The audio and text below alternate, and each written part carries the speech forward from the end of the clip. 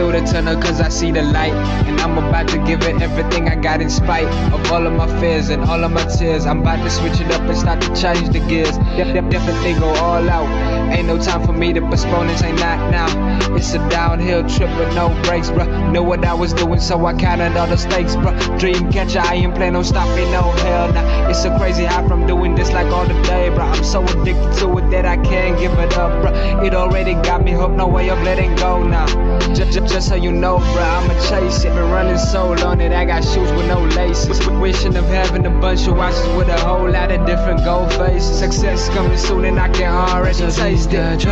Dream catcher, oh, it's bigger than you could ever imagine. So big that I'm wanting a mansion.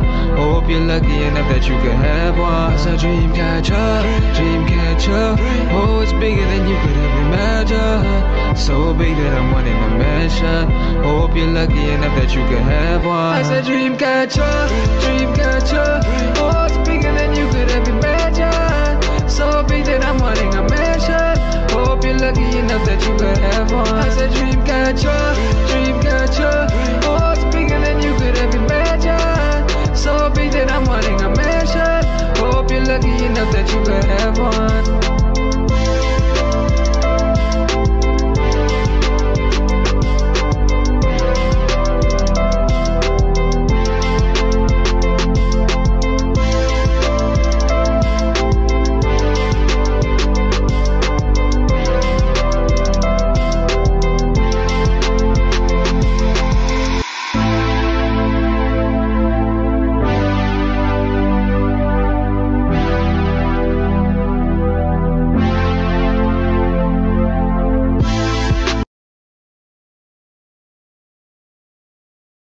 I'm a Raider, Oakland Raider, I'm a Raider, Oakland Raider,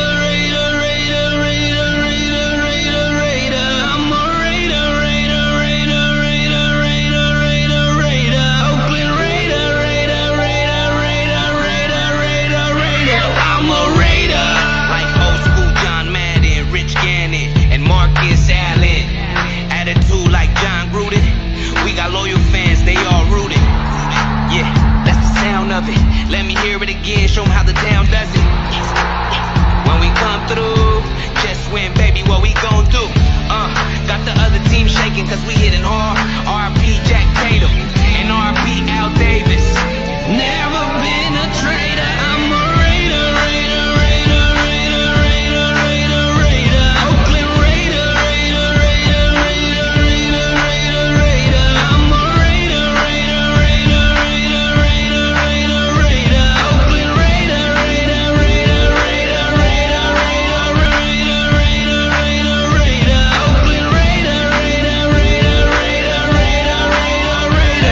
all I make is highlights, that was Crabtree. Whole crowd do the wave, do the max beat.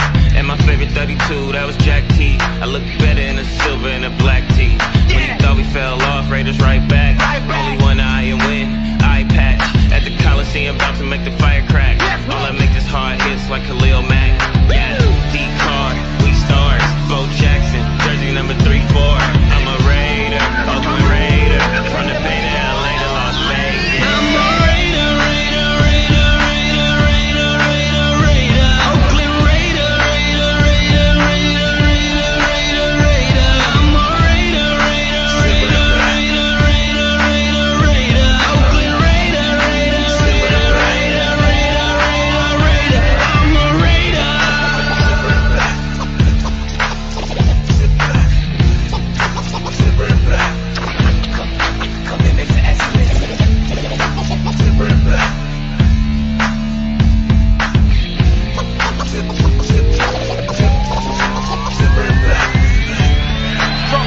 Intercepted in the end zone by Charles Woodson. Second career touchdown on a punt return. Can you believe it? Punt return by Tim Brown. The extra point is in. This was our finest hour. This was the finest hour in the history of the Oakland Raiders. The Tom Flores, the coaches, and the great athletes. Your commitment to excellence and your will to win will endure forever. You were magnificent.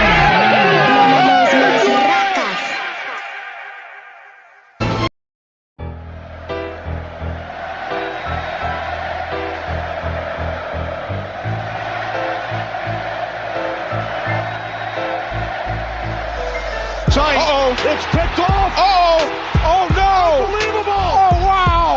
Incredible. Chandler Jones and wins the game for the Raiders.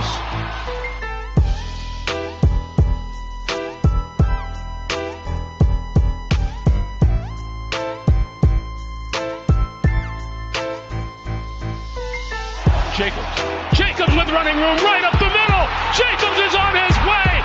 The Raiders are going to win this game.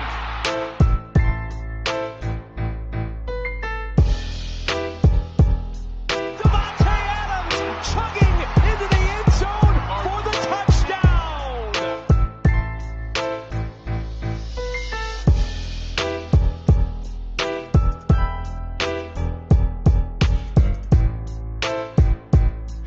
Oh, he fumbled again. He fumbled again. Robertson's got it. And he's got an entourage. By midfield. Got a block by Hobbs. And there he goes. He's got 6.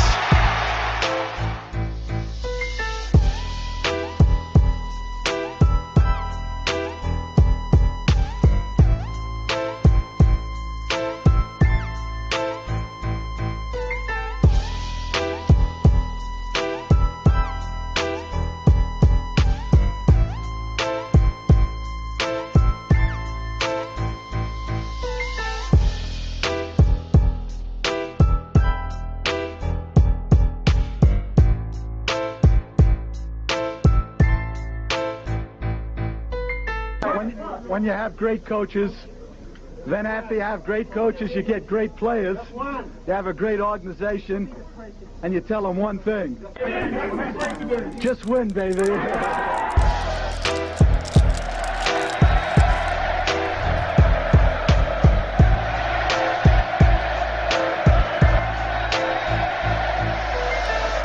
Welcome to the Just Win Baby podcast.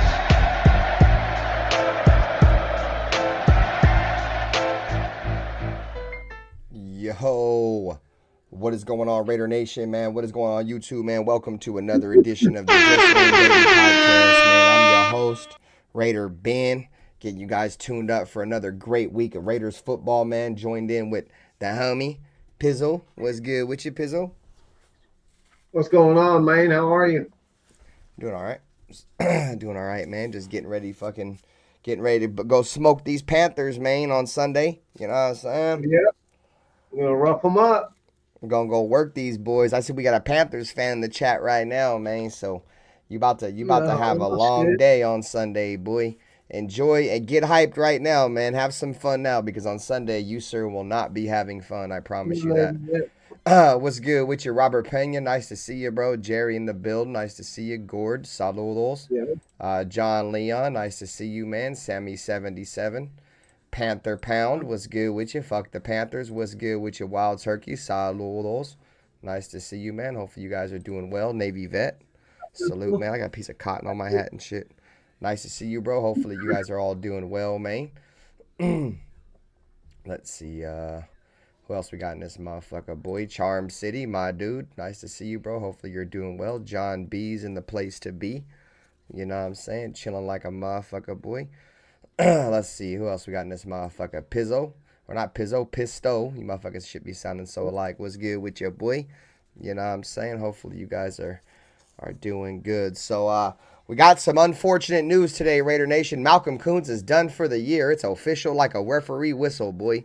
What's good with you, hit stick stepper? So his short-term 4-week IR has turned into full season IR. We will not see Malcolm Koonce on the field for the Raiders in the 2024 NFL season. How the fuck we feeling about that? How the fuck we feeling really about shitty. that? Really shitty, man. Really shitty. How shitty? How shitty, bro? On a scale from 1 to 10, how shitty we feeling? 10. On a 10 note? 11 note. What One up, past Dixon? 10. Well past 10, huh? Yeah, that's big. That's a big loss, yo. That means our right side is going to be mediocre all year. That means these guys, it's going to be horrendous, bro. That just gives somebody an out. What up, Jerry? Yeah, so I just want to say thanks to everybody who subscribed, gang. We did hit 1,000 subscribers yesterday. You know what I'm saying? So saludos and appreciate all you guys. What up with you, Joe L.E.? So yeah, man. So once again, thanks to everybody who did that. And yes, hit Stick Stepper. They're not showing the game in Stockton. So I'm gonna have to use Stream East. I'm gonna have to use Stream East. My play-by-plays are gonna be real shit, but I'm still gonna do them. I'm just gonna have to start streaming the game, bro. I can't afford that NFL ticket, bro. It's like $400 a month. Fuck that. They can suck my dick. I ain't paying $400 a month for a bunch of teams that I ain't even gonna watch. I just want to watch the Raiders, bro. I don't want to watch nobody else. Yeah, That's preposterous, bro. It's like $180 a month for YouTube TV. Then it's like another $90 a month just for that package. Like they're fucking tripping. They lost their fucking minds with the NFL. What everybody needs to do is just don't watch. Let's just walk away. Walk away. I can't do that, unfortunately. I'm definitely gonna watch. That, but yeah, man, they're definitely blacking it out. You know what I'm saying? Yeah, that's why we shouldn't watch it. They black it out, then we black them out. Well, they're blacking it out. They're blacking out because they're not in California no more, fool. It ain't like they're intentionally trying to block out Raider fans. It's still West Coast. It don't matter. Raider fans are on the West Coast. I understand it. I understand it, bro. They're not a Bay Area team no more, so they don't have to show their games here no more. I get it, but the thing that gets me is, you know what they're showing in the place on CBS instead of a football game? They're showing bull riding, dude. Who the fuck wants to watch bull riding? You know what I'm saying? Well, apparently more people want to watch that than the Raiders, they think, which is bullshit. Yeah, well, they about to find out real quick, dog. They about to find out real fucking quick, boy, that nobody wants to watch no motherfucking bull riding. They taking the Raiders off. They want to show the Chargers in the morning like anybody gives a fuck about the Chargers in Northern California, dog, but they don't want to show the Raider game. So anyways, it is what it is. I'll be streaming the game. Like I said, I'll probably be delayed. I probably won't be looking at the chat, so don't get offended if I don't reply to the chat, because I know there's going to be a lot of people in my chat during the play-by-play that are going to play spoiler, because there are probably going to be a lot of people ahead of me. So I probably will not be partaking in the chat except like on commercial breaks and shit. So Right. He said, Ben, Yeah, I this think is- I'm about to cop the Super Box S5 Max. My Brody said it's hella legit. No buffering on live games. I don't even know what that is.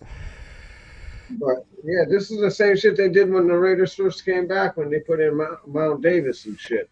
They're blacking out the games. There are all kinds of fucking shit because they couldn't sell out on Thursdays. It is what it is, bro. I'm not salty about it. I get it. It sucks, but I'm not gonna sit here and cry about it. I understand it. They're not in California. They're not obligated to show their games here no more, bro. So Mark Bedane had brought fucking Mark Bedane had bought the TV rights, bro, before he stepped down as president of the Raiders when they went to Vegas. But I don't know, that contract may have ran out, so that we might not have the contract anymore. And I know Mark Davis don't give a fuck about California fans watching the game. If he don't buy the TV contract, that's just gonna make more of us want to go to the game, because now we're gonna have to stream the game and shit. We ain't even gonna be able to fucking see it on TV. So it is what it is. Or some people just won't watch anymore. I mean, that's What's good with you, ultimately Bugsy? what Bugsy, what's cracking? Robert Pena, my boy, Sammy. Like I said, I'm not tripping, bro. It is what it is. Does it suck? Yeah, it sucks. It sucks more. What up, Raider Pete? It sucks more for me though, dog. Like, and I hate to make it sound this way, but it sucks more for me, dude, because I do play-by-plays, bro. And like, I want to be ahead of everybody. I don't want to be behind everybody. You know what I mean? So that's what makes it really suck, dude. Like, I was honestly contemplating on just not doing play-by-plays. If it's not on TV, like, I'm just not gonna do a play-by-play.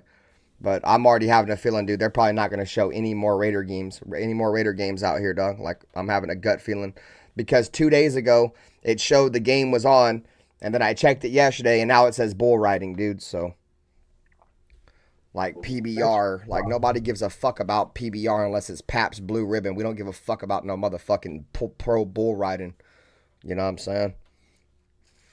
That's preposterous. Panther Pound City, dude, you have a lot of confidence for a fucking fan of a fucking shit Panther team, dude. I'll tell you that much. Your team fucking sucks, dude. I get it, but you're talking a lot of shit. You're banking, your whole fucking fan base is banking on the fact that Andy Dalton's 4-0 against the Raiders. He's also not played a team like this Raider team ever. He's played real shit fucking defenses. You know what I'm saying? And yeah, I'm not worried about the Carolina Panthers. You don't want to sleep on no team. It's any given Sunday, you feel me? Like, nobody thought we were going to beat Baltimore, but I'd be willing to bet my bottom dollar y'all ain't beating us, dog. You know what I'm saying? Like, y'all ain't beating us, bro. Andy Dalton's going to get sacked like 10 times in this game, bro. So, Andy Dalton's like that much. I don't think he's better than Minshew anyway. So, it's just my opinion. yeah, fuck no, he's not better than Minshew. He's So, old, I'm and not worried about him. Andy Dalton's old as fuck, dude. He's like almost 40 years old, bro. Not worried You know what about I'm him, saying? bro. I'm just saying. He said, not when worried was the about last his skill. time the Raiders were in the playoffs? 2016. No, sir, you were wrong. We were in the playoffs in 2021. You're wrong. Hit him with the wrong buzzer. Do I have the wrong buzzer? No, you're lucky, son of a bitch. You're lucky I don't got the soundboard for the wrong buzzer. You, sir, are Survey wrong. said, You, sir, don't know shit about the Raiders, my friend. gonna But Google anyways, that. so let's look at the injury report. You feel me? We'll go ahead and start off with the injury report. You know what I'm saying? Tyree Wilson is back at practice, ladies and gentlemen. He's back. He's not done for the year. I wish it was him over Malcolm Kuntz, but you know what I'm saying? It is. You feel me? But he's back. Divine Diablo's out, ladies and gentlemen. So we won't be seeing Divine Diablo and his shit angles and his shit arm tackles. We're probably going to see Luke Masterson. Hopefully we'll get to see a little bit of some Amari Gaynor. But Divine Diablo's out. Tyree Wilson's making his return, and then Max Crosby and Christian Wilkins are on the injury report, but they're just banged up like every team in the NFL. What up, Joe Walsh? I don't give a fuck if my audio's too loud. Fuck off. I'm not too worried about losing Devon Diablo. He's fucking hurt every year, bro. He needs to go. They need to just get rid of him this year. I was hoping fucking Divine Diablo would continue to get better, but he doesn't look like he looks like he is what he is, bro. Like he's not gonna get any better than what he is now, bro. Yeah, if I had the wrong button sound, I would hit that. Yeah, I have the soundboard. I just don't have that sound on my shit. But we can also say that when he talks, bro, he sounds like this. Andy Dalton is 4-0 against you bums. We're going to smash you bums. The Raiders suck. Boy, you sound like your balls are still in your throat. Boy, your balls ain't even dropped yet. Boy, you think I'm supposed to take you serious? But chemically castrated. Yeah, Kuntz was supposed to be the man, Pete. Unfortunately, got a fucked up knee. Practice. And unfortunately, Tyree Wilson's supposed to be the guy now. Well, actually, in all honesty, Tyree Wilson was supposed to be the guy in the first place. The reason why we drafted him in the top 10, if we just want to keep it a Banther. You know what I'm saying? If we just want to keep it a Banther, Kuntz probably should have never even got on the goddamn field. Tyree Wilson was supposed to establish himself as the guy a long time ago. If we're just keeping it all the way a Banther. You feel me? That's the reason why Tyree Wilson not developing hurts us even more, because we're in a position to where we had to pay Malcolm Kuntz, and now we were relying on Malcolm Kuntz, and now he's done for the year, and it's all because Tyree Wilson's a fucking bum, bro. You know what I'm saying? Tyree Wilson's a fucking bum, so now we're having to fucking rely on fucking Malcolm Kuntz, who just got injured, and now we're going to have to hope that Tyree Wilson can show us a little bit of something. I mean, it is a positive, though, bro, because we definitely need as many fucking pass rushers out there as we can get. Do I have a lot of fucking faith in him? No, not really. You know what I'm saying? This is the Panthers. This is the Panthers injury report. Really nothing here. Everybody on their shit's expected to play. Jackson Powers Johnson is officially off the injury report, ladies and gentlemen. They are expecting Jackson Powers Johnson to probably start this game. Nice. Which is great news, bro, because fucking the rest of the fucking that dude, Whitehair sucks, dude. He's fucking terrible. Pete sucks. Yeah, I'm glad they benched his ass finally. Get his fucking ass out of here. Pack his bags and send him going. What up, KP? Nice to see you, bro. Hopefully you're doing well. Somebody else should do. We got all that money in our salary cap. Let's go find some offensive linemen, for fuck's sake. Hey, shout out to the 40 people, man. Make sure you guys hit the like button. We only got 16 likes. Let's try to get this bitch up to like 25 likes. Ralph? What up, Ralph? So, I think that's getting Jackson Powers Johnson is going to be huge for us, dude. Hopefully it can bring some kind of physicality, some kind of oomph to our offensive line. Because right now I'm not seeing any push on our O-line. I'm seeing more guys getting pushed back. Jackson Powers Johnson, not only is he a real strong dude, but he also takes a lot of pride. And I don't think he's going to take kindly to getting pushed back. So, yeah, KP, Malcolm Kuntz is out for the year. His knee injury has officially ruled him out for the year. But, yeah, so I think getting him back is going to be huge for us, bro. Obviously, he's a second-round pick. We don't want to be losing our players to injury, our young players. These guys got to get out there. We got to see these guys develop and continue to get better. You know, I'm excited. I'm excited because, like I said, he'll bring a little bit of physicality to our offensive line that I think may be lacking right now. A lot of offensive line, dude, believe it or not, and I've never played offensive line. I just know guys that have played offensive line, and I've played football before. A lot of playing offensive line, dude's like an attitude, bro. You feel me? Like, you gotta have like a dog mentality in terms of I want to go knock that dude off his feet every single play. Yep. If you don't have that mindset, dude, you're never gonna be a good offensive lineman. You know what I mean? You can't be one of them guys that let defensive linemen get into you.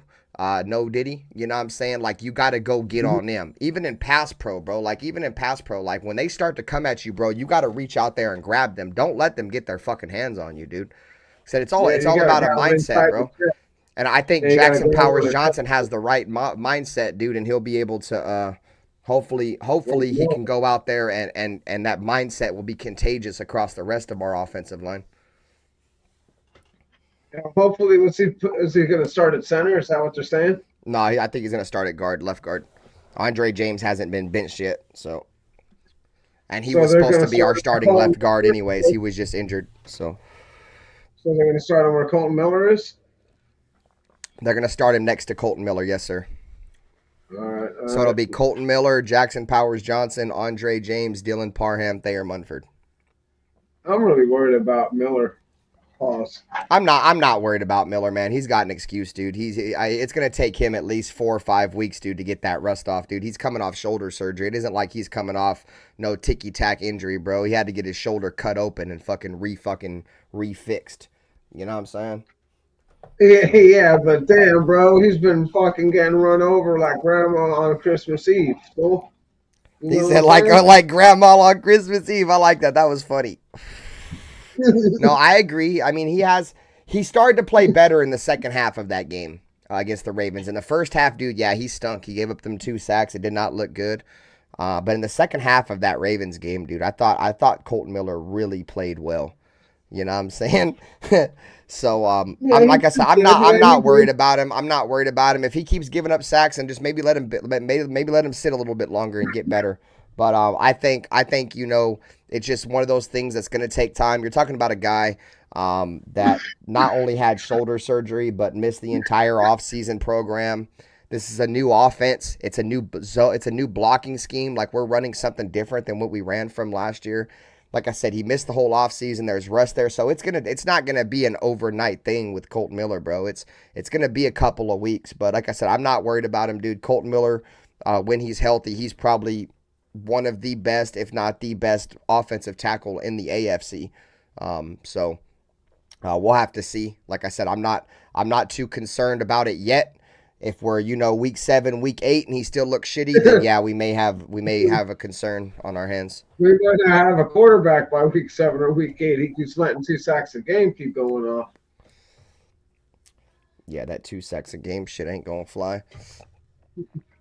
What up, Jai? Said Ben, Panthers got Elijah Evero, the worst defensive coach in the NFL. He was the one that gave up 70 with the Broncos. Okay. Well, that's something to pay attention to. I didn't know that. We can definitely go put 70 on them. Their defense is terrible, dog. They lost their best player. The Panthers? Yeah, if we knew that was the guy, we might be able to put up fucking 90 on him. This dude, Casper78, said, every hand you have shaken has had a dick in it, just like Panther Pound City's mom snatch. The Raiders won the simulation, John B. Yeah, we have given up 9 sacks in 2 games. Panther Pound City, you're so stupid, dude. Your brain so small. Panther City brain, you got very small brain. Your brain so very small, no brain. Pea-size brain for Panther City. You got pea-size brain. You know what I'm saying? This motherfucker said, he said Max Crosby overrated. Max Crosby overrated. No, Max Crosby not overrated. Max Crosby's a beast, and he's better than your entire fucking team. You know what I'm saying? And your brain's so small. We call you Estapet. You know what I'm saying? You over here making a complete fool of your ass right now, boy. He's Estapet. He over here sounding like this, bro. This is what he sounds like, dog. You feel me? When he tries to come on. How am I supposed to take this motherfucker serious when he over here sounding like this, boy? Let's keep that shit all the way up. Baint there, you heard? You heard? Ain't nobody giving a fuck about the Panthers. Nope. Yeah, he can troll all he wants, dude. He just making himself look stupid. Some people like can come over here and rep their team and actually know something. And then some fucking fans don't know fuck all, dude. And they just come over here just to say dumb shit. Come on, you stupid fucking camera. You stupid fuck. I told you.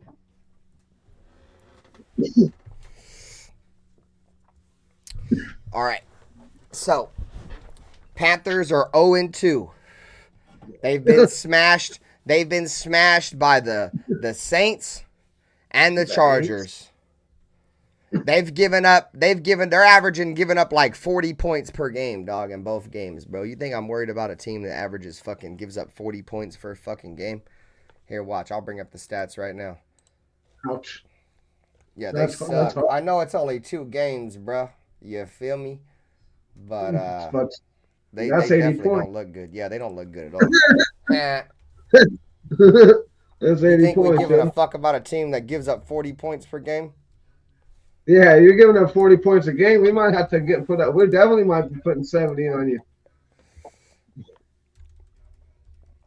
All I know is if Minshew comes out and plays the way he played in the second half against Baltimore, they about to get their fucking break smoked, dude. Yeah, if he comes out and plays with confidence, dude, right away, you're right. He's gonna start smoking people's shit right off the top. He just needs to get his confidence. He said, "What's our record in the last 5 games?" Well, last time we haven't played the Panthers in 5 years. Last time we played, or no, it's 8 years, dude. The last time we played Carolina, dude, was fucking 2016. No. Yeah, it might have been when they went to the Super Bowl, right? They went the to the year Super after Bowl they went to the Super Bowl, yeah. I think that's the last time we played them. And they lost. Yeah, then we played them the following year. I think. Let me go look. I'm not certain. Okay, no, we played in 2020 and we beat them 34-30. The last time that was in Carolina though, but the last time we played them at home was in 2016, so it's been 8 years. So the last, yeah, we have an overall record of 4-3 on Carolina. You see? Oh, so we're beating your ass. So what you over here? So we beat them the last 2 matchups. We beat them, and then in 2012 and 2018 they beat us, and then in 2004 and 2000 we beat them. So. Oh, as I see it, we're on a 2-game winning streak, bitch. Yeah, he over here talking hella shit, and he don't even know his own stats. Bitch. What's good with you, Chris? What's good with you, game? You know it's all up on my tape, motherfucker. Yeah, so here, look, I got the stats. Here, let's see. Share this tab. Boom. Let's get in this motherfucker. All right. Let's see. These aren't the stats I'm looking for. These ones are kind of shit. God damn it, you son of a bitch. All right, let's see. Let's go back to share screen. Boom. What up? Field was cracking. All right. Good to see you. All right, here we go. So here we go. This is a better one right here. All right. I think this is, hold on. Okay. So in points, offensively, they are the 32nd ranked team in points. They only score 13 points per game. Oh, shit. We doubled that last week. And in 2 games, they have the 32nd ranked defense. In 2 games, they've given up 73 points in 2 games. Nice. What up, we the people? It's on Sunday. So they've given up 73 points in 2 games. All right. In terms of yards, they have 352 yards in 2 games. That's 32nd. What are we the people? That's hilarious. They've given up 728 yards in 2 games. That's 23rd. They've had 100 plays. That's 31st. They've given up 127 plays. That's 21st. Teams average 3.5 yards per play on them. That's 31st. They give up 5.7 yards per play. That's 25th. They've given up 148 rush yards per game. That's 29th. That's crazy. Or no, they've ran for 148 yards in 2 games. That's 29th. And their opponents have run for 400 yards in 2 games. That's 31st.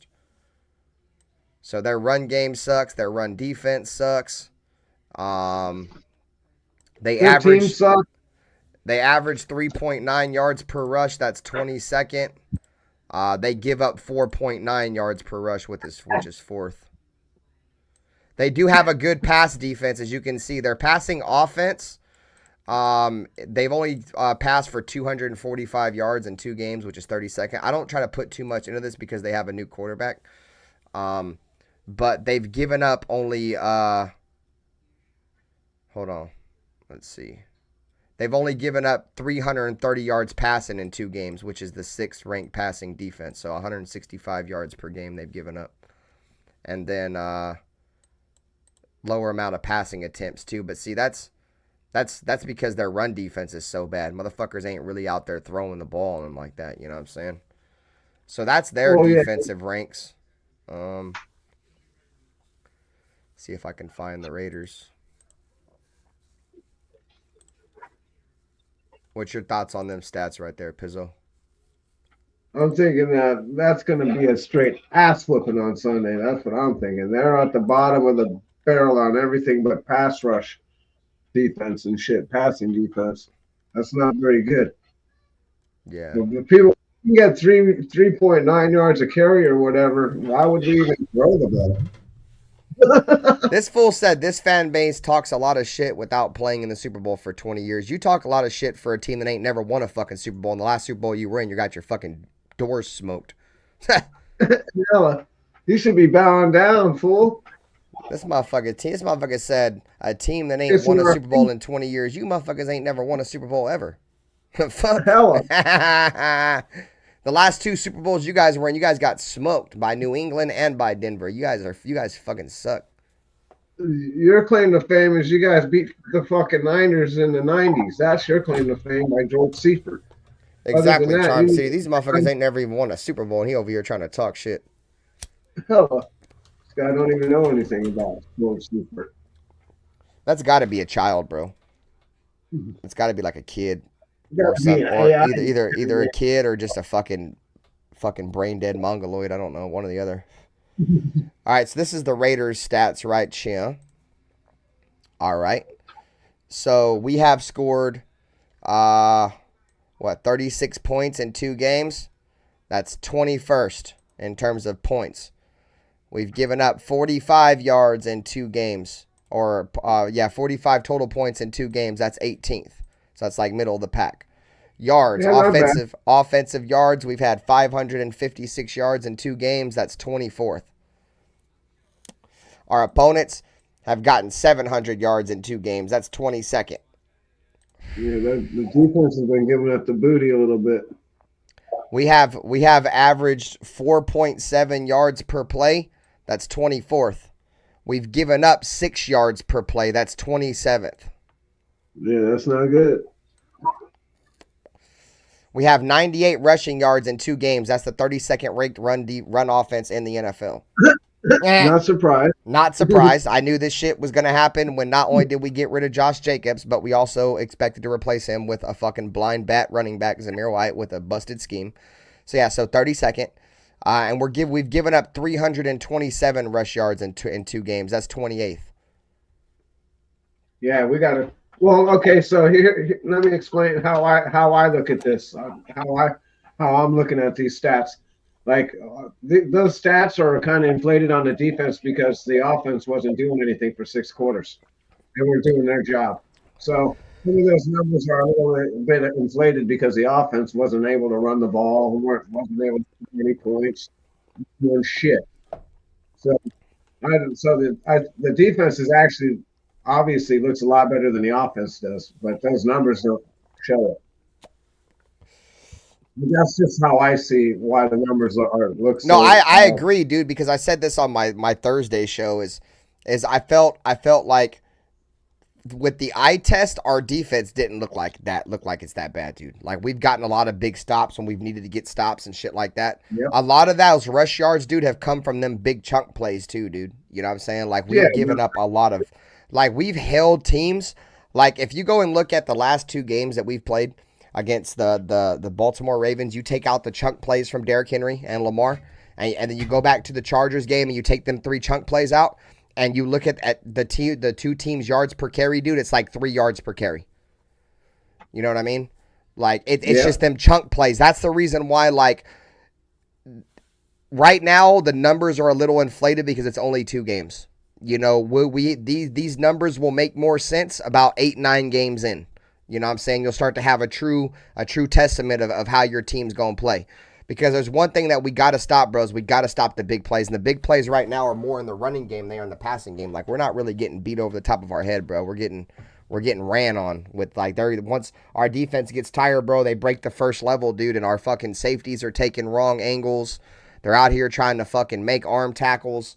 That shit ain't going to fly, bro. But like I said, these numbers, in my opinion, don't dictate our team but it's easy for us to say that too because we were just bagging on the Panthers, right? But we all know the Panthers are a bad team, dude. Like their numbers are probably going to be very similar towards the middle part of the season. You know, they fucking suck. Nobody's expecting the Panthers to do shit. Well, shit, I wanted to say something, but I kind of blanked out for a minute. But yeah, I think that this is just showing that the defense has got to, this is what I was thinking is Diablo's been out of position. These guys have been, like you're saying, taking bad angles, but most of these big plays were cut off of Diablo being out of position, taking the wrong his gap. You know, he's being a couple those big 2 of those big plays for the Chargers was on Diablo, and those were big yards. You know, and last week and then last week, you know, he was out of position one time. He cleaned it up a little bit, but you know, like we were talking about, he's always injured, and what do you know? He's injured. 3rd game in, he's already injured. Like he's always injured, dude. Best ability is availability. He's hardly ever available, and when he is, he's doing a crappy job. He's out of position, costing us big chunk yards on the run. Like if that's in the quarter and we needed to stop, we lost the game because they just fucking got a big ass first down and they're in our territory. All they got to do is kneel on the ball and kick the field goal. What up, Raider fan? No, you make a good point too there, bro, because like it seems like when he misses tackles, dude, like when teams get them big runs, it's usually coincides with that full missing a tackle. Like their biggest plays. Like if you go back and look at those big runs against the Chargers, dude, both of those big runs to J.K. Dobbins, bro, was Diablo. One of them was Diablo taking a bad angle, and then the other one was Diablo just trying to stick his arm out there and get an arm tackle. Yeah. Ole. That's unacceptable, bro. That is unfucking acceptable. Absolutely. So like I said, I think Diablo's sitting down. Like I said, I like Masterson more than Diablo. Like I said, I've seen enough of Diablo to understand that I don't think he's going to get better than what he already is. So I'd rather just go with Masterson. He's a younger player. I feel like he has a higher ceiling than Diablo. Diablo may be faster and he may be more athletic than Masterson, but that shit don't mean nothing, dude. You know what I'm saying? Put Ferrari in there. Put Gainer in there. Yeah. So we'll see. Like I said, I'm excited. I'm excited to see somebody else in there besides Divine Diablo. So. Get somebody to cover a tight end. Get somebody that can cover a tight end. It's good with you, Gain. You know, that's what we need. We need somebody that can start covering tight ends and stuff. That's Ferrari. That's Nate's guy. Yeah, I like Masterson. I think Masterson has good coverage skills too. He's a what up with you, Nutty Raider Nate? He's got a good overall feel for the game. Shit, man, chilling. Fucking, what's good with you, bro? My bad. Keep going. Your audio, no, you're good. I was pretty much done. We were just talking about Diablo. Your audio sounds kind of low though. It is. Let me see. It sounds kind of weird. It sounds like you're on speakerphone. Low. Hello, you're down low. Fucking eyes leaking. Huh? No, that same thing. Yeah, no, you sound like you're talking through like a toilet paper roll or something. What's that? You guys ever try to fucking put two fucking tomato sauce cans and put them together with a string and go around the corner and talk? That's what your mic sounds like, bro. Yeah, Jerry, if you want to jump on, I don't give a shit. You have Instagram, Jerry, or Twitter, so I can send you the link. Hey. It sounds better now. What up, mate? But it sounds like you got the freeway behind you now, though. Sounds like you got a fan on or the freeway. You have a fan on the freeway. Send me a message on Instagram here. You know my Instagram right here. I'll post it in the chat, and then I'll send you a link on Instagram. Yeah. I got till like 10 o'clock. I got to go to work at 4, but I'll be here till about 10 o'clock. Hold on, let me try something. That's my Instagram right there, RaiderBen_. You can just send me a message, and then I'll send you the link. All right, so let's get back into these stats right here. So we went over our rushing yards. We're averaging 2.5 yards per carry running the football. That's 32nd. 2.5 yards per carry, and we're giving up 6.1 yards per carry. That's 31st. That's definitely not being physical. That's ill intent, physicality, violence. The Raider way right there, Brody. Yeah. That's what Antonio Pierce was preaching right there, bro. That part. You feel me? Yep. No, I'm just kidding. I'm just trolling. But yeah, man, we can't run the football. We ain't stopping the run, at least in 2 games. We ain't physical then. And that's the key to winning in the National Football League, bro. You got to motherfucking, you got to be able to run the football, and you got to be able to stop the run. If you can't do that, you ain't going to money on my nigga,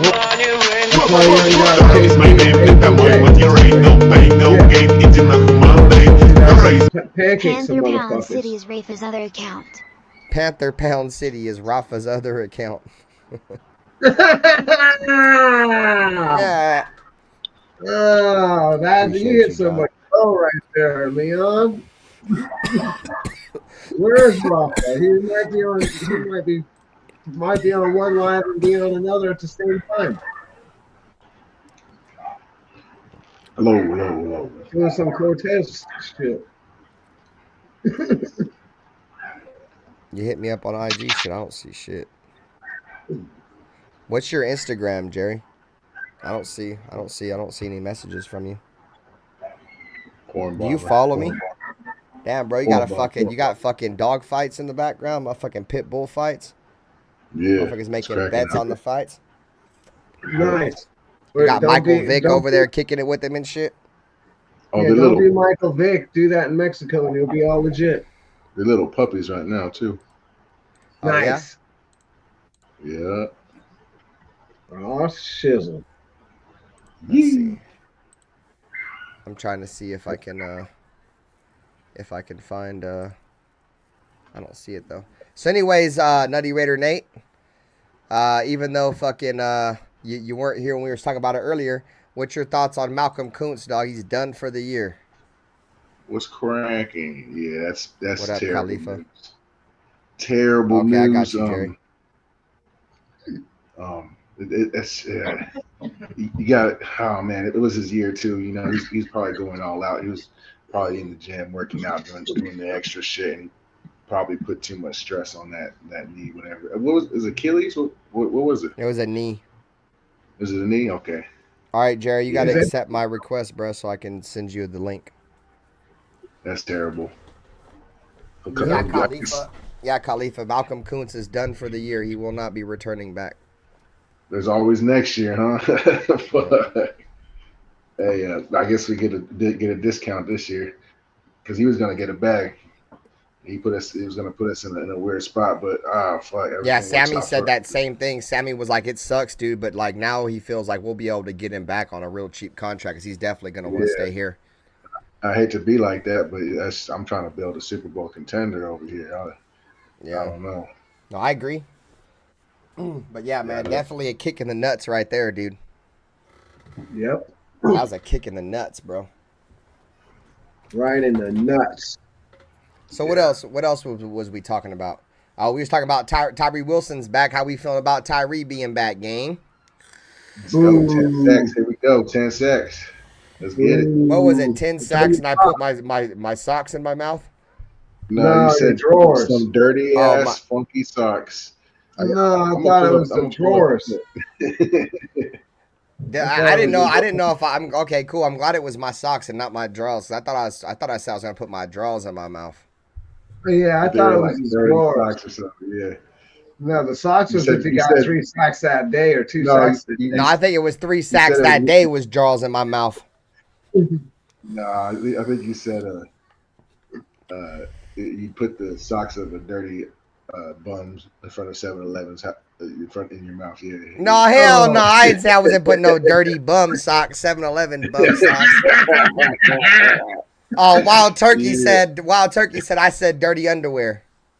Maybe you did. I didn't catch it. No, I didn't say that, Wild Turkey. I didn't say that. He did. He said the dirty drawers with the Hershey Highway. You don't remember talking about that boy said the Hershey Highway.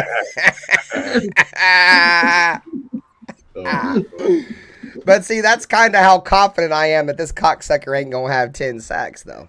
Oh, he's gonna ball out. He's gonna ball out. Dude, I hope Tyree Wilson balls out, dude. What's your expectation for Tyree Wilson on Sunday? He said, Charm City said, dirty, crusty underwear is what you said. I guess that's what you said. Fuck it. Yeah. Can't lie with the chat. Can't argue with the chat.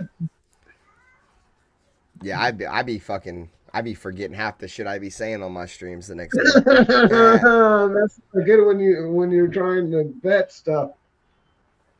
I don't give a fuck. I'll still, if it was dirty draws, I'll still stand on that. If that motherfucker gets 10 sacks, I'm just putting my dirty draws in my mouth, I guess. If I made the bet, I made the bet.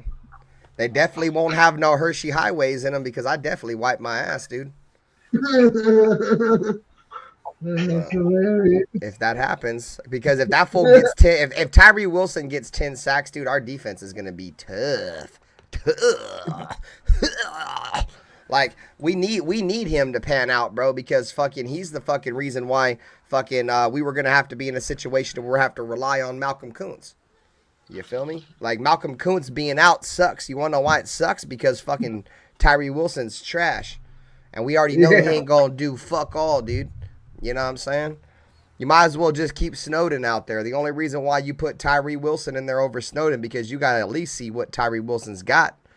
Like we haven't seen much, but the little fucking sample size that we have seen of Tyree Wilson over, what was it, half of a season last year and nothing this year because he got hurt on the first play, dude. There's nothing there to be excited for. In my opinion, that I didn't see fuck all from anything that he did at all. Did he create a pressure here and there? Cool. Yeah, well, guess what? You're drafted 7th overall. You better be able to create a goddamn pressure here and there. You know what I'm saying? But outside of that, he didn't do fuck all, dude. What up, Anthony Provencio? Hopefully he'll step it up. If not, then we know what we got. I think we already know what we have, but what up, here's his chance. Which is out for the year. Right now he could step in and he could get his job back.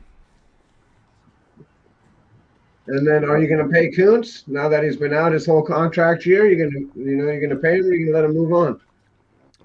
No, I think they'll pay him. I think he's going to stay. I think he's got a camaraderie with those guys already, bro.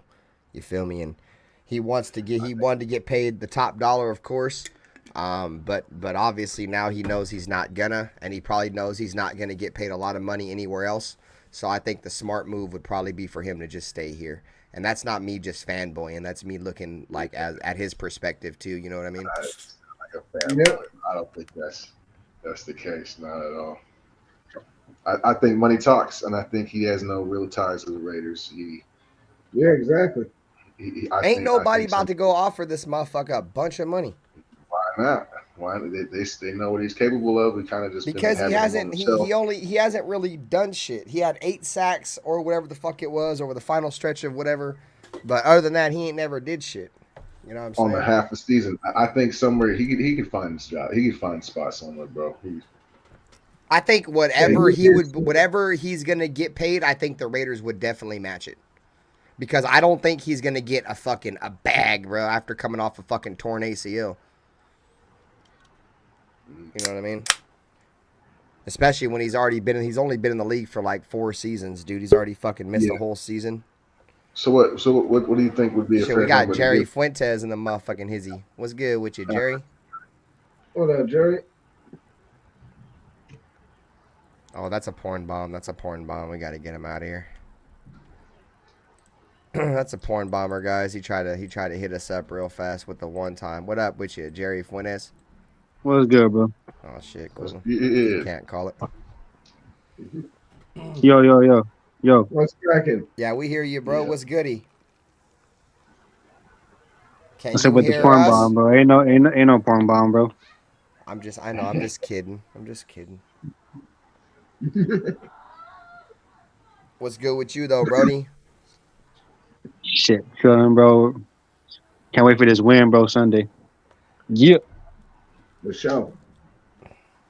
Yeah. You think we're about to wipe them off the map? You think it's going to be a close game? What you thinking, Jerry? I keep it realistic, bro. They're gonna be in it, but they ain't winning it. Yeah, I don't think we're gonna. I hope like the biased part of me, like I think we're gonna smoke them. But the realistic side of me, it's like I kind of think it's probably gonna be closer than what a lot of us think it's gonna be. That's what I mean, yo. But the fucked up part of it is I don't think this game should be close at all, dude. Like we're significantly better than the Carolina Panthers, bro.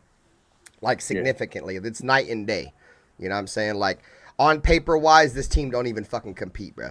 Like on paper wise, this should be like their defense. I mean, yeah, their run defense is fucking terrible, bro. If our run game is gonna finally get on track, dude, this is gonna be the game it should have. It should do it. You know what I'm saying? And honestly, I don't think they have anybody on their defense that's covering Brock Bowers. This might be a Brock Bowers show. Again, Brock Bowers, if he gets like 50 receiving yards in this game, it'll be the most reception or the most receiving yards from like any rookie like receiving in the first 3 games in like in NFL history, bro. So he's on pace to break another motherfucking record, bro. I mean, he did torch the Ravens defense, bro. He did torch them pretty good. Yeah, and you know what's crazy is like you can't sleep on that because in week 1, the fucking Ravens and Kyle Hamilton held fucking Travis Kelce, who's considered by most the best tight end in the NFL, to 40 yards. He wasn't even a factor, bro. Look what Brock Bowers did to him, dog. Our rookie just completely destroyed them, dog. So I said this shit when we drafted him, dude. Brock Bowers is more than just a tight end. A lot of people just see that tight end position and they get too caught up in that, bro. He's not just a tight end. He's different. He definitely woke me up, bro. Because I thought the same thing, bro. When we drafted him, I'm like a tight end. Shit kind of don't make no sense. I mean, I knew he was a star, right? I knew that, but I was like, kind of not what we don't need though. Well, see, I'm a Georgia fan, bro. But he woke me up. He woke me up like a motherfucker. And yeah, that explains a lot too. You're a Georgia fan too, so. So like I knew how Georgia used him. You know what I mean? And like his fucking stats. If you look at his numbers. In Georgia, he played 69% of his snaps as slot wide receiver for Georgia. You know what I mean? So he played more slot receiver at wide receiver than he did tight end. You know what I mean? He played a lot of snaps at running back, dude. They ran him at running back. The dude's just he's like a chess piece, bro. You just put him wherever the fuck you want, bro. He's like the queen. You just put him here, take out this whole row, boom, put him there. He's gonna take out he's the guy from what up with you, D-Miss? If he doesn't throw the ball, he does everything else. He's not the quarterback position. I'm telling y'all, bro, give it right now, he's the best tight end in the NFL if you were just to go off 2 games, right? The most receptions, the most yards in 2 games. He don't have the most touchdowns. That's cool. That's going to come with it. You know what I mean? Our offense as a whole hasn't scored a lot of touchdowns.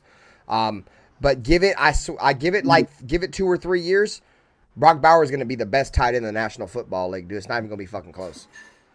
He's cooking defenses and breaking records as a rookie, bro. Barring any, I'm not even going to speak on that word, bro, but y'all know what I'm talking about. Barring any of that, he's going to be a very special fucking football player for us, bro. And I think this is a game, dude, where he might absolutely cook these boys. As long as calls the game like he did in the 4th quarter last week, we'll be good. If he calls it like he did the first 6 quarters, we're gonna suck again. Well, shit, hey, bro, what AP better give Getsy that look again, bro. See, I don't I'll say it like this, right? I don't know if it was because a lot of us are looking at that look and we're seeing like how, you know, the offense kind of changed. I don't know when that stare down happened. Open up that playbook. You know what I mean? I don't know when that stare down happened, but this is one thing that I will tell you for sure that I do know. And Gardner Minshew fucking confirmed it himself. Gardner Minshew was playing, in my opinion, scared almost, dude. He didn't want to fuck up. He was so afraid to fuck up. I don't want to make my guys look bad. You know what I mean? When Max Crosby snatched his ass up and was like, "Hey, bro, don't worry about fucking up. If you just go out there and play how you play, if you fuck up, dude, don't trip. We're gonna fucking help you." You know what I mean? And ever since that point, Gardner Minshew opened up, bro. He stopped playing skittish. You know what I mean? Because it seemed like he was real skittish. You know what I mean? And once he had that conversation, because he said that Max Crosby said, "I want that old Washington State Minshew," or something like that. And and Minshew said that he went and got in his bag, and it was different since then. So, in my opinion, the first 6 quarters of Raiders football, the 4 quarters against the Chargers and the first 2 against Baltimore, that was a different Minshew that I've never really seen before. And I'm not trying to make this sound more kind of fanboyish too, but I know it's going to. But Minshew's never really played like that, bro. He was playing kind of like I said, really off. I was kind of blaming the offensive line, but at the same time, if you know the offensive line shit, you kind of got to get the ball out like we saw in the second half against the Ravens game. I just felt like he opened his bag of tricks up, dude. I feel like that's really all it was. I felt like Getsy was probably calling the right calls, but Minshew wasn't. He was just not trying to stand in there, just trying to get rid of the ball real fast. Now he's kind of standing in there, letting the play develop and shit. So we got to see, bro. In the second half when the pocket kind of collapsed and I think Minshew rolled out left and threw the ball to Devontae Adams when he did that toe drag. That was clean. That was definitely the best throw they did, for sure. He made that ball was thrown accurately, bro, on the run. Yeah. Towards the sideline to Adams, bro. That shit was crazy. Yeah, go watch some of this film from, like you said, from Washington State when he was running that run and shoot offense out there. He lit it up. Dude, that pass that he threw to Brock Bowers, that pass that he threw to Brock Bowers on the goal line, dude, where Brock Bowers fought all the way to the 1 yard line. Dude, that was a hell of a throw, bro, because he was full run all the way to the right and made one of them crazy circus kind of throws, bro, and threw that bitch all the way across his body to the left. And I'm like, oh, hell nah, bro, because usually when you see a motherfucker throw a ball from this side of the field and it goes to the other side of the TV when you're watching the game, you're like, oh, yeah, you can't even see over there, dude. There's nothing good over there. You know what I'm saying? And Brock Bowers came out of nowhere, boy, and snatched that motherfucker. I can't believe he didn't get the touchdown on that shit, boy. That shit was wild. There was one across the middle, too, where the fucking thing, the corner was on him pretty tightly. And when he had to reach out and snatch that motherfucker, dude? Yeah. Yeah, that one was cool. That one was clean He's too. got to reach to the That defensive was hands. bad. Yeah, I'm Yeah, telling he's you, he's accurate. special, bro. He's special, dude. Brock Bowers is one of them tight ends, bro. Like he's gonna be good regardless of whoever the fuck the quarterback is, as long as they throw him the football. Like I seen guys breaking down film of Bowers all week, dude. And like it's like dudes were like slobbering at the mouth talking about Brock Bowers. Like that's like some of his routes, bro. Like Brock Bowers hit a stick route, bro. Well, like kind of like a stick, but it was like more of an in-out route. So like he ran the route, and not only did he go in and then cut it back out, but when he ran in, the way he sold it with his eyes, bro, they said like he was completely making it look like he was going this way, and as soon as he turned his fucking head, bro, his ability to accelerate out of the fucking break and go the other way, dude, like dude, he's insane, bro. Insane, bro. Like the I said, understanding that he has for the zone coverage and the coverages they try to get at him. He knows the soft spots in the offenses, and he knows where to go. And bro, it's beautiful. It is beautiful. Yeah, he's playing like a vet, bro. He's playing like a vet already. He's just a rookie. I haven't seen nobody cook like this since Amari Cooper, dude. Like, as a rookie. You guys remember when Amari Cooper came in, bro? Like, the first fucking game, Amari Cooper was cooking, bro. Right off the bat was cooking.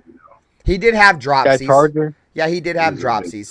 But look, we can't take nothing away from those fucking first two games, dude. He was fucking cooking. We played Jones. Yeah, he got punked by Pat Man Jones. Is that who we opened the season with? That was our first game, right? Was the Titans? Yeah. And then we played the Browns in week 2. So he had Marcus Peters too go at it. He cooked Joe Hayden, bro. In the second game, dude. This is when Joe Hayden from the Browns was in his prime, dude. And Amari Cooper was a rookie, bro, and he was cooking him. I've never seen nobody cook up as a rookie since Cooper, like Brock Bowers does, dude. He just gets wide open, bro. Like he's a lot of these routes, bro. Like we seen that beautiful catch when he had a dude all over his back, dude. But a lot of these catches he's just wide open, dog. And what did we tell y'all? Route running was the shit too. What did we tell y'all, bro? What up, Neckbone? What did we tell y'all, bro, in the offseason? Our offense is so good with like Devontae and Jacoby, right? Our pass catchers are so good, right? Like a lot of teams are going to focus their attention mainly on Devontae, but they know Jacoby. Brock Bowers is like the third person they're worried about. And what did I say, Nutty Raider Nate? Teams are going to just go out there and let him play and see if he can cook, bro. And that's exactly what he's doing through the first 2 games, dude. They're just like, okay, well, let's go see what he can do. And he's fucking showing, bro. If you don't guard him and you don't make him a point of your fucking defense like Devontae Adams every week, dude, he is going to be a fucking problem for you, dude. So now we got 2 guys, dude, that teams are going to have to really try to hone in on, bro. And you can't double Devontae and Brock Bowers, bro. Like somebody, that's fucking taking away too much of your defense, bro. Way too much. Jacoby Myers. Yeah, you can't do that, bro. So it's a matchup fucking problem. Like we don't have an identity. I think we kind of established our identity in the second half of that football game.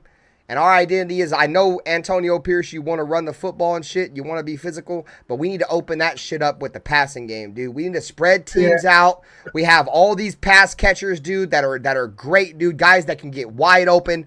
Let these guys go cook, and when defenses start backing their coverage off a little bit, start hitting them with these delayed handoffs.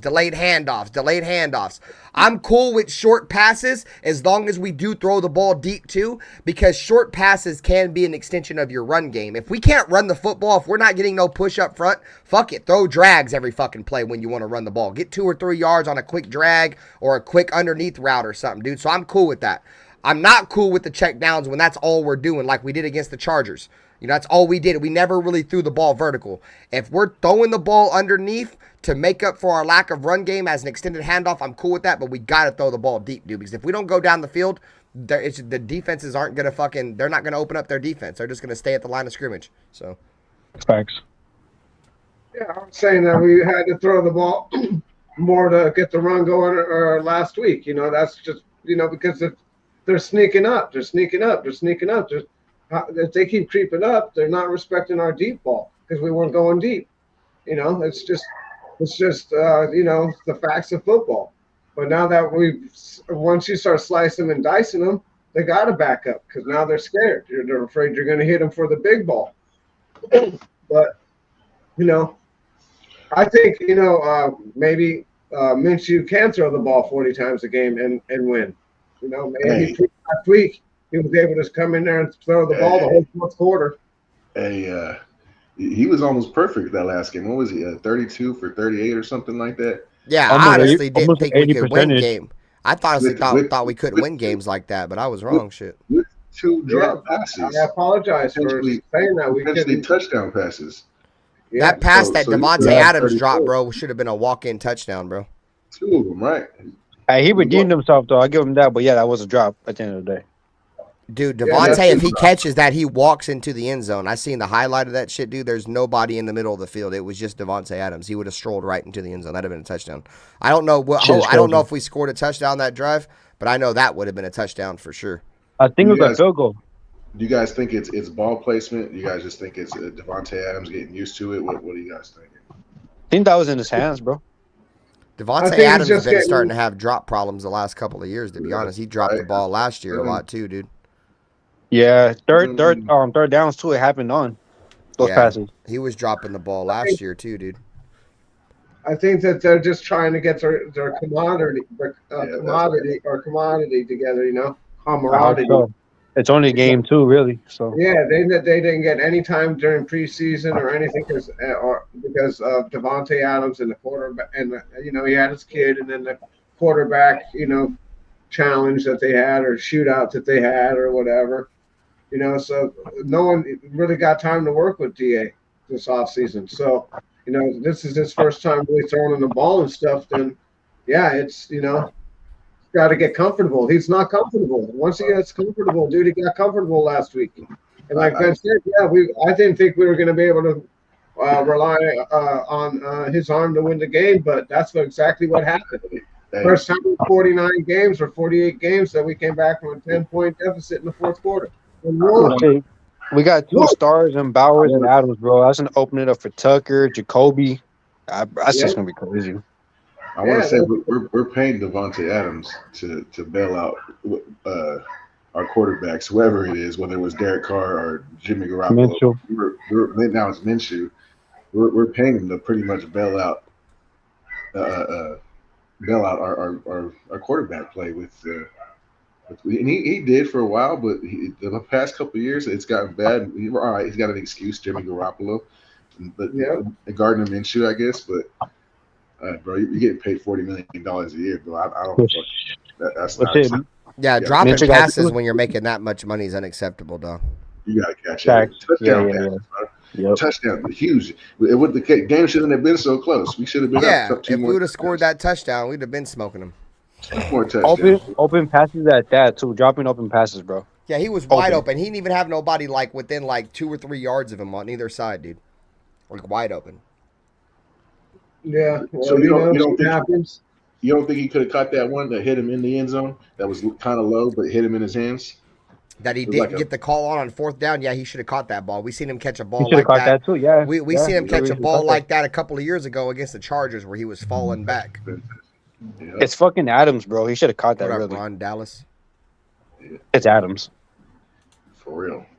That's why I'm saying. That's why I don't give him the benefit of the doubt, dude. When he fucking drops footballs and shit, like, dude, you make way too much money to be dropping footballs, dude. If anything, you should be way better than Brock Bowers. If Brock Bowers got 15 catches in 2 games, you should have like 20 plus.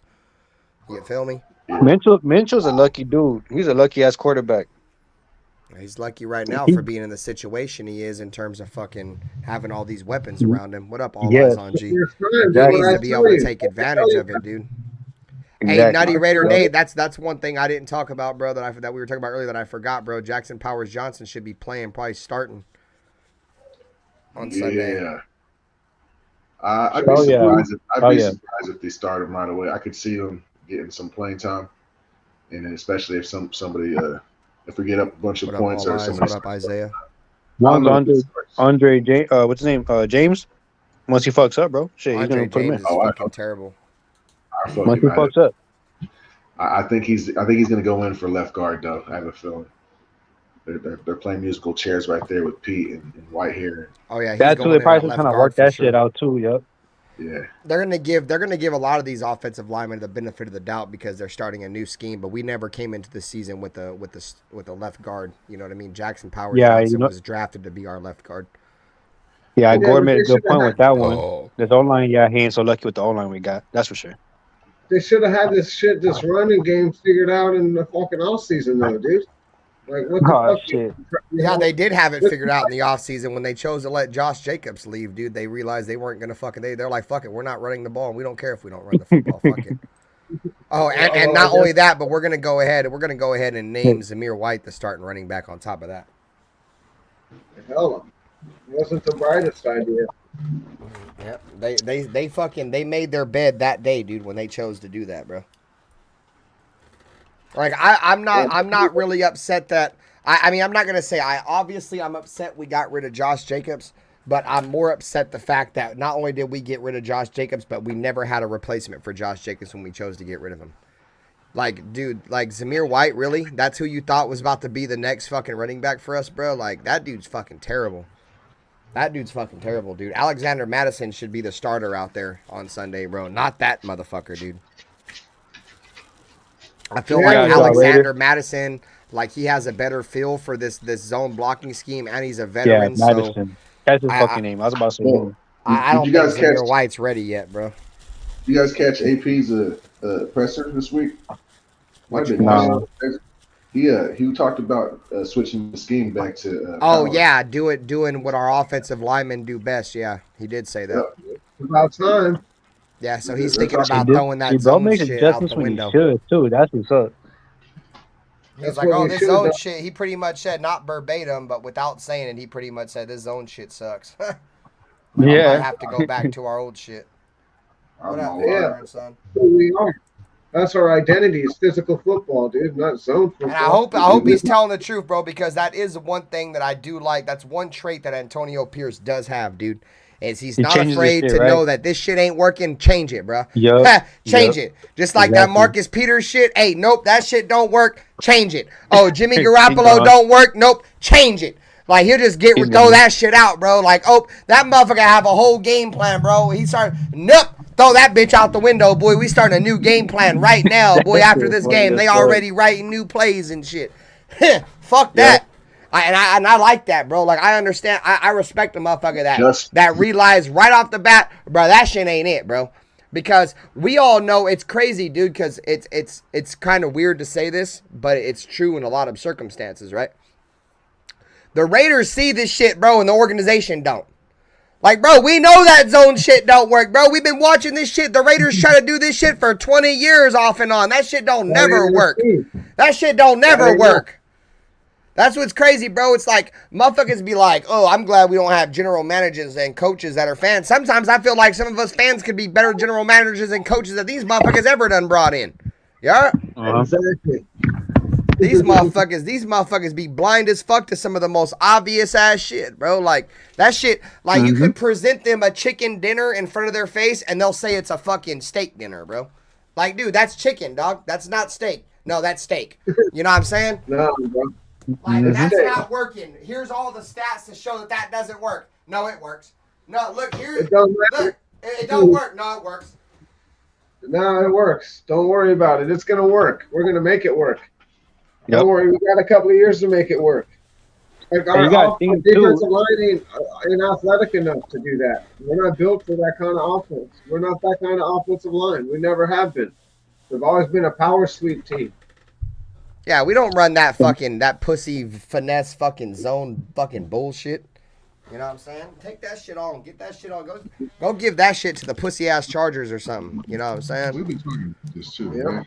Or the pussy ass Panthers. Yeah, or the pussy ass Panthers. What were you saying, Nutty Raider Nate? I like the zone. We've been talking about we got to go to power though, just because that's our personnel. And that's pretty much. Yeah, that's the main reason why, bro. It's just personnel. Isn't that what Zamir White was doing good at? Was a power run? Zamir White? last year we were more power. Well, that's our identity as the Raiders. We're a physical offensive line and we're physical on defense. That part. Andre James and Parham are especially for zone blocking, but it ain't working with them. So it's like and Cole Miller too, no? Cole Miller can do it. Can do it all. He's got good feet. His issue right now is his bum shoulder. He's not 100%. Yeah, in all honesty, the blocking schemes really pair more, and are more or more valuable to or mean more to the interior offensive line. You know what I'm saying? Like your tackles really, they can play, a lot of tackles for the most part can play zone or power. You know what I mean? It's just how the interior offensive line plays, like how your guards cut, block, and shit like that, or do they try to get downhill? Like tackles, it really doesn't affect them. That's why Colton Miller can play pretty much any scheme. Yeah, but we're getting pushed back because of this fucking zone scheme. The scheme is the reason why we're getting pushed back. Exactly, dude. Exactly. That's what I'm saying. Instead of trying to run straight forward, dude, the zone blocking is more of like running at an angle. Yeah, that's pretty much the only difference. You know what I mean? A power scheme is you're just gonna get downhill and run straight, bro. A zone scheme is like when you see the plays, like you'll see the offensive line, they'll all be at like, it'll be looking like a slash because they all try to go at an angle. So pretty much they all go one way and they try to provide a cutback for your running back to cut back and go the other way. That's pretty much what zone blocking is. And that's why Zamir White don't work, because he don't have the vision to see a goddamn cutback lane in a power scheme, let alone a goddamn zone blocking scheme. He's not going to see no goddamn cutback lane, dude. Like, the purest form that I can say that I've seen in my lifetime of the zone blocking is just go back and watch the Texans, like in the 2000s when they had fucking Matt Schaub and Arian Foster and fucking Andre Johnson. Like, they ran a zone blocking scheme, and Arian Foster is probably the best running back that I've ever seen run that zone blocking scheme, dude. And in all honesty, Houston is kind of what brought that back, because a lot of people weren't running that zone shit, dude. Houston came into the league as an expansion. Then over like I think over the first few years they didn't do it, but then they developed that zone blocking shit, bro. And they got Arian Foster, bro, and he was just a fucking menace, dude. And then a bunch of other teams try to start running that zone shit. But that zone shit, in my opinion, is ass. That shit is ass, bro. You got to have the right guys. And I do agree with what Nutty Raider Nate says. Maybe the reason why we see Andre Johnson and Dylan Parham get blown up so much is maybe they're better for this zone shit. But we've been having them play power. Like, they're not really that strong. They're more finesse guys. But I don't know, bro. But regardless of the scheme, these goddamn offensive linemen got to start playing better regardless.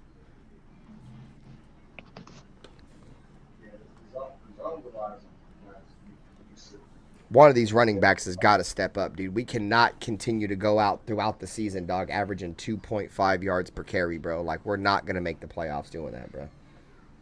What's bro's name again? The other running back? I think it's like Alexander Madison. Yeah. Every time he's been in the game, bro, he's done some shit. Yeah, he seems more impressive than fucking Zamir White. Like, if you look at their stats, they're kind of similar, bro. That's the reason why I don't put a lot of stats in this shit, bro, because I think anybody with two eyeballs can probably say that fucking Alexander Madison looks a lot better than Zamir White when he's out there. You know what I'm saying? Yep. Like, Zamir White don't do fuck all, dude. You know what I'm saying? But they be having the very similar stats, but like I said, dude, I've never been a fan of Zamir White. I thought he was good in college when he played for Georgia, but he was a compliment. He was complimented by a great fucking offensive line. That offensive line in Georgia just mauled people. He don't have that same offensive line here. And if we're not able to part fucking holes like the Red Sea, like we were doing in the last 4 or 5 games last year when Zamir White had all them yards, he's not going to be able to be a starting running back in the NFL and be able to get you 1,000 yards rushing, dude. He's not. If you can't have 1,000-yard rusher, you need to have at least a plethora of running backs, maybe 3 or 4 running backs that as a team can get you to at least 1,200 plus yards rushing. And I just don't see 1,200 rushing yards in any of these fucking in this entire running back room, dude. I don't see this running back room running for 1,200 yards. I just don't see it. I don't even see this running back room running for 1,000 yards. Yeah, no. Alexander Madison, I think the most yards I think he's ever had was like 500 or 600 yards, dude. You know what I mean?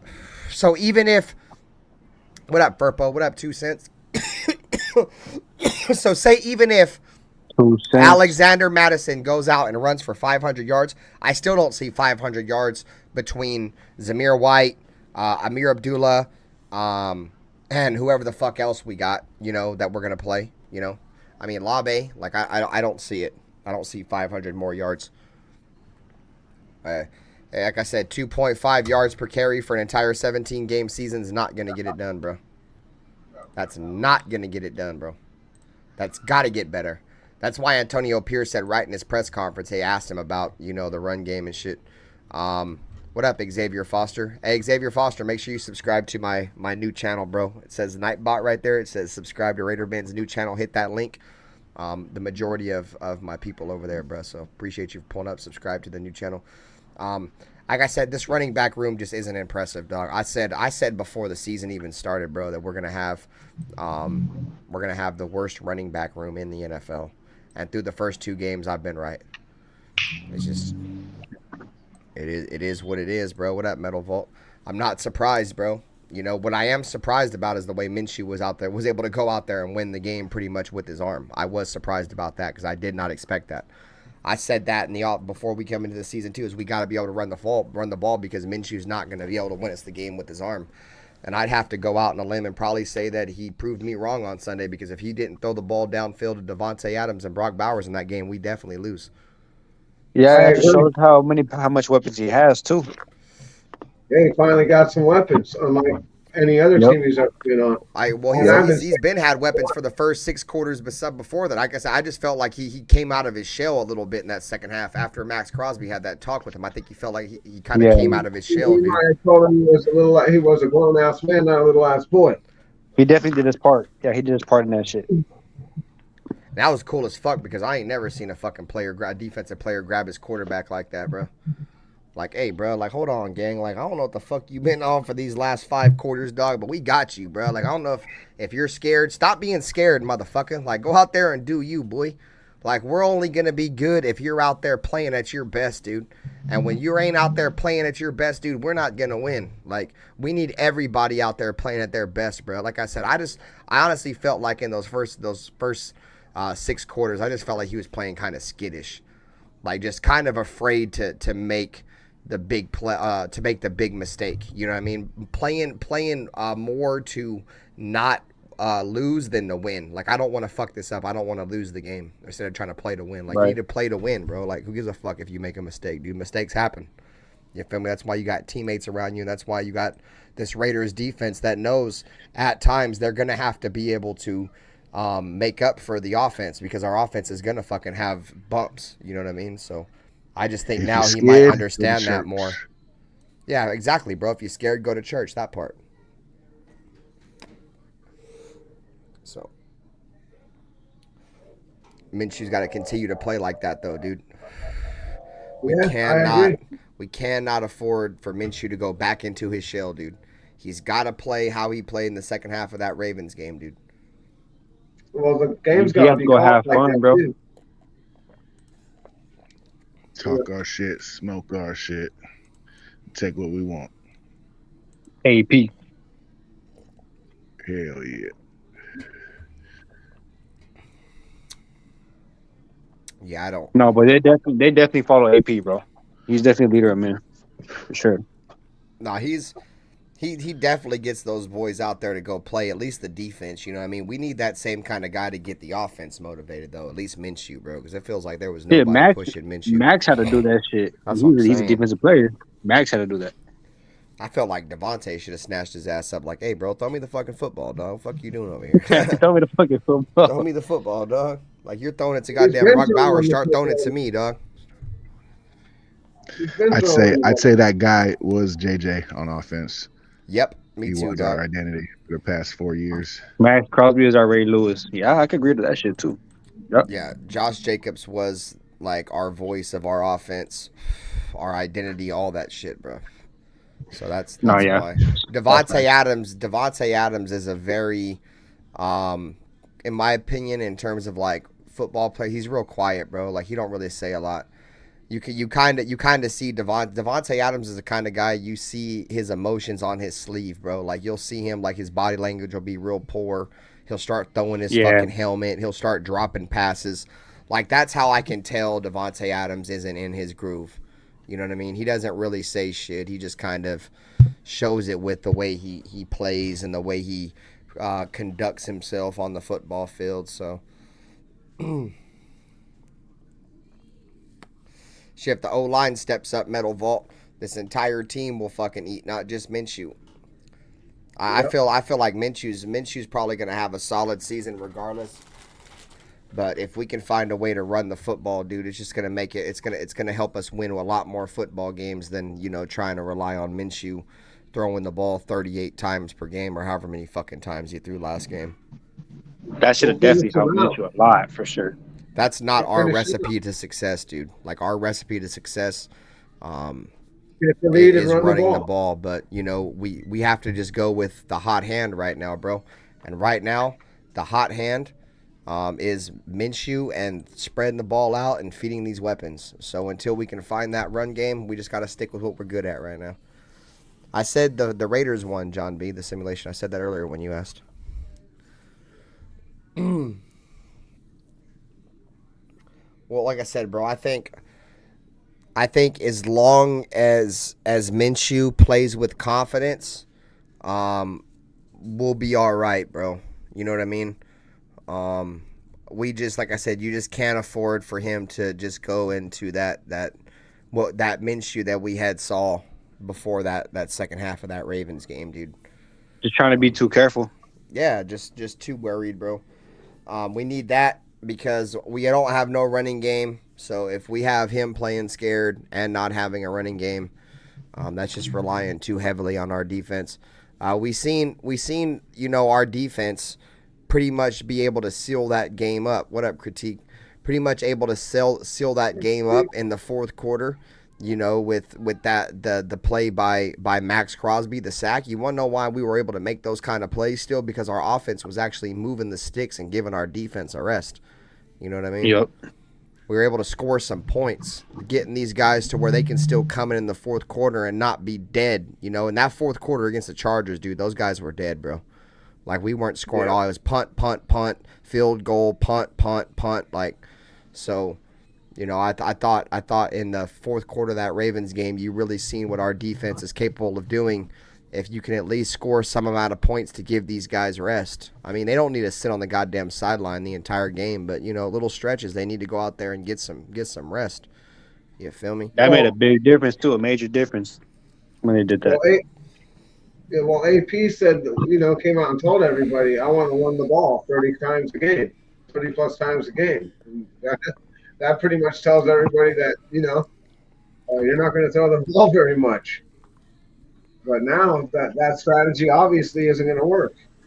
We figured out that ain't going to work either. So we got to change strategies. We'll throw that out.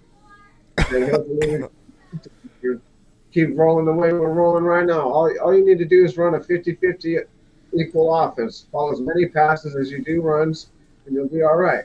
You don't want to go too much run. You don't want to go do too much pass. That's you know, you always want to be balanced. You don't want to be doing one more than the other. Unless it's late in the fourth quarter and you got the lead, then you can go super run heavy. But you still got to make the throw on the big third down. You know, you still got to make that play on third down to win the game, to get the first down, to run the clock out. You know, that's you know, we got to get to that. That's where we need to get. What up, Alfred? Shit, when we get in that red zone, bro, we need to score.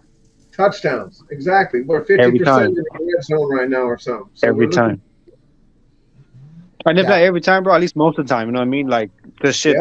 The years previous, we couldn't do shit in the red zone, bro. Anemic. Look, that's the problem with Derek Carr, dude. He was great everywhere else but the red zone. He was anemic. Right. He'll take you down the field, yeah. Until that red zone comes, like it's kryptonite, bro. Yep. Can't throw the bomb from 20 yards out all the time. 10 yards out. The field shrinks. He's a great down the field passer for sure. But once he hits that little area, man, that's that 20 yards, because that end zone, the back of the end zone, becomes their ally. Keep everything in front of you. Yeah, Critique. I hit 1K subs, so now it throws ads in this shit. So yeah, that's why a lot of these dudes. That's why a lot of these defenses are willing to bend but no break, right? They'll give up a lot of yards, but when they get in the red zone, they're able to cheat up and use the boundaries as their ally. Yep.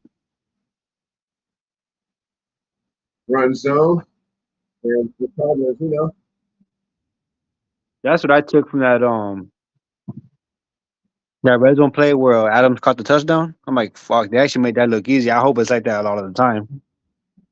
Oh, you mean the What up, Night Owl? RPO from the Well, rest of the pass auction? yeah, they made that shit like effortlessly, bro. Yeah, it looked good. I was surprised he did it. Actually, I was, but hey, they got the TV. He bet, They got it. hopefully Adams starts getting touchdowns and he starts wanting to play better. Shit, he looked excited as fuck when he got that TD. Well, he should. We need more. Bro, that catch that Devontae Adams made for that touchdown, bro, that was a great fucking catch, bro. I think a lot of people underestimate how good that catch was, bro. He had to turn his body for that. He had to turn his entire body around. That was an RPO run. You know what I mean? That was an RPO play. It was either hand it off or throw it. So Devontae Adams was kind of like a rock in a hard place trying to figure out if it was going to come to him or not. So he had to kind of like low-key be prepared the whole time. And not only did he had to make this crazy-ass behind-the-back catch, but, dude, that's fucking Marlon Humphrey, bro. And you can put he made a good separation, too. You can put it however you want to put it, dude. Marlon Humphrey's one of the better corners in the NFL, bro. And he fucking snatched that shit. He said, nope, that's a mine. That's a me. That's a mine. And me, mine. Nah, I don't didn't know that was over Humphrey. Yeah, so. Well, he dropped 2 more, so you better catch that one. All right, fuck yeah, no, definitely. No, he's Adams, bro. We definitely gotta keep him accountable for that. I'm on his helmet. No, I would have been more on. I would have been on his helmet too. The only reason why I kind of let the shit slide is we did win. That touchdown, bro. We did that win. Touchdown too. If we would have lost that shit, I'd have been hella mad. Oh yeah, just win, baby. Exactly. I don't care. That's what I'm saying. We don't have 0 rushing yards. So. I don't care if we throw for 500 passing yards. I don't care if every score is a fucking punt return. Hey, we win by safety. Fucking, we did that. We've done all those things. I feel like so. Hey, just win, baby. At the end of the day, bro, I remember somebody said that in my chat too. I forget who it was. He was like, I don't care if we only had 27 rushing yards, we still won. And I know, I agree. I 100% agree. But what I'm saying is we can't expect to go in and week out with 27 rush yards and win consistently. It's just that just don't happen. So that's the reason why I was talking about that. But yeah, I agree, dog. I don't give a fuck if we run for negative 150 yards and we throw for 1,000,000. I don't give a fuck if that's how we got to win. I don't give a fuck if all of our yards are negative and we score all of our touchdowns and points off turnovers. I don't give a fuck. You feel me? Like that shit don't mean nothing. We just basically ran. We ran the got 27 yards or whatever we got rushing. Is basically the run and shoot offense. That's basically what the run and shoot was. We only run them to keep them honest.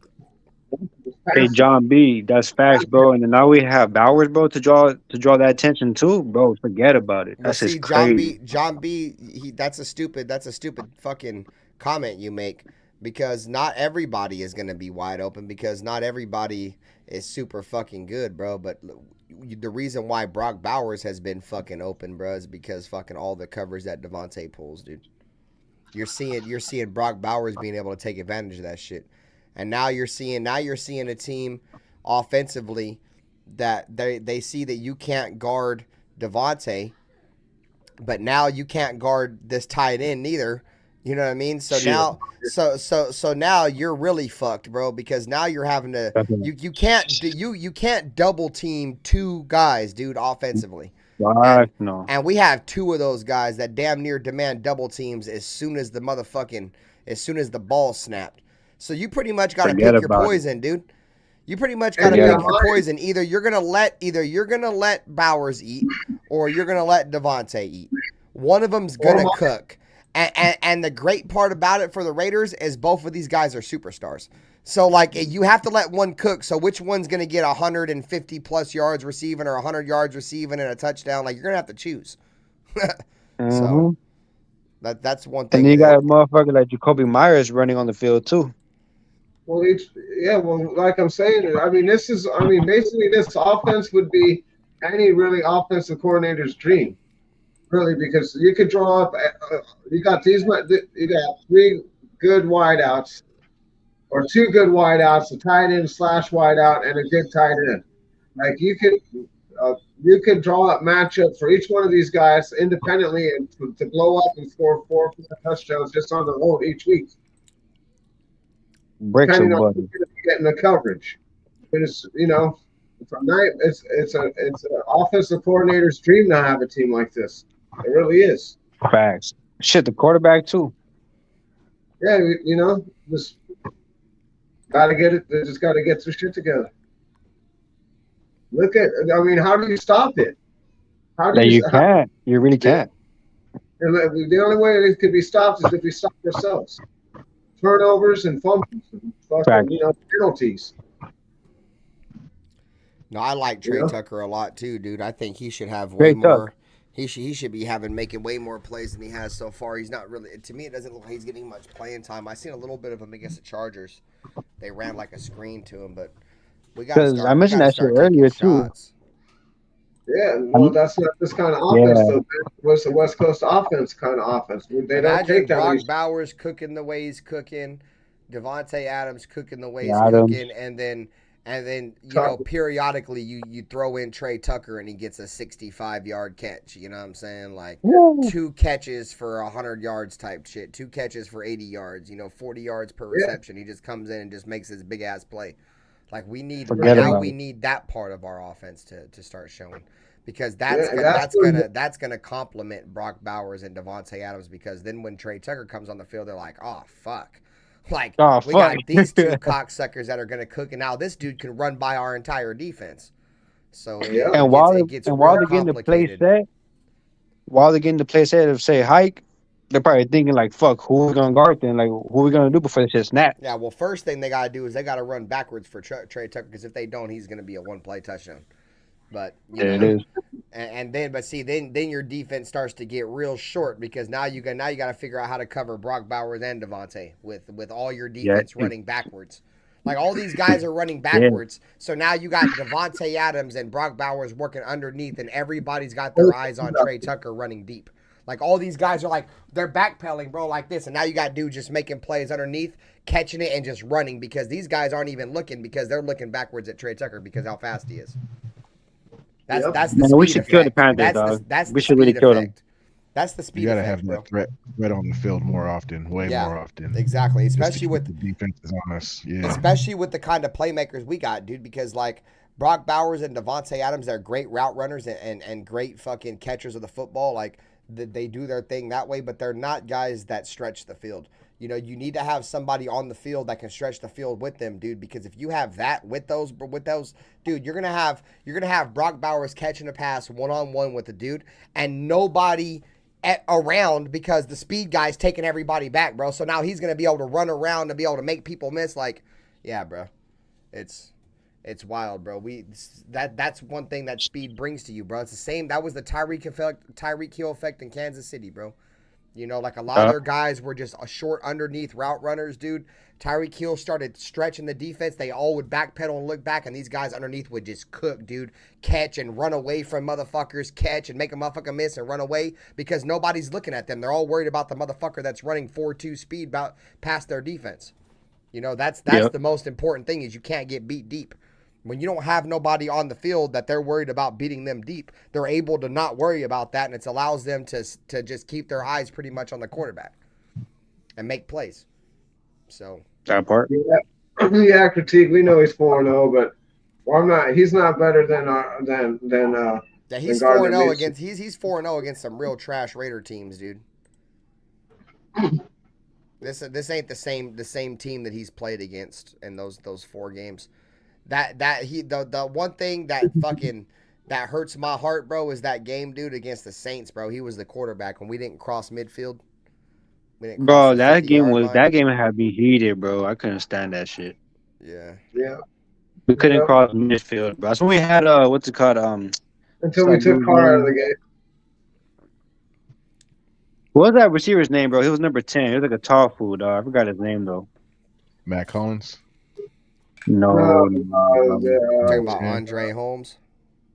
No. 18. Who's the other dude? Number 10, Seth Roberts. No. Yeah, Martavius Bryant. No. Fuck, what's bro's We name, traded for dog? him. I can't think of any tall receivers that wore 10. He was number 10, bro. Fuck, yeah. Shit.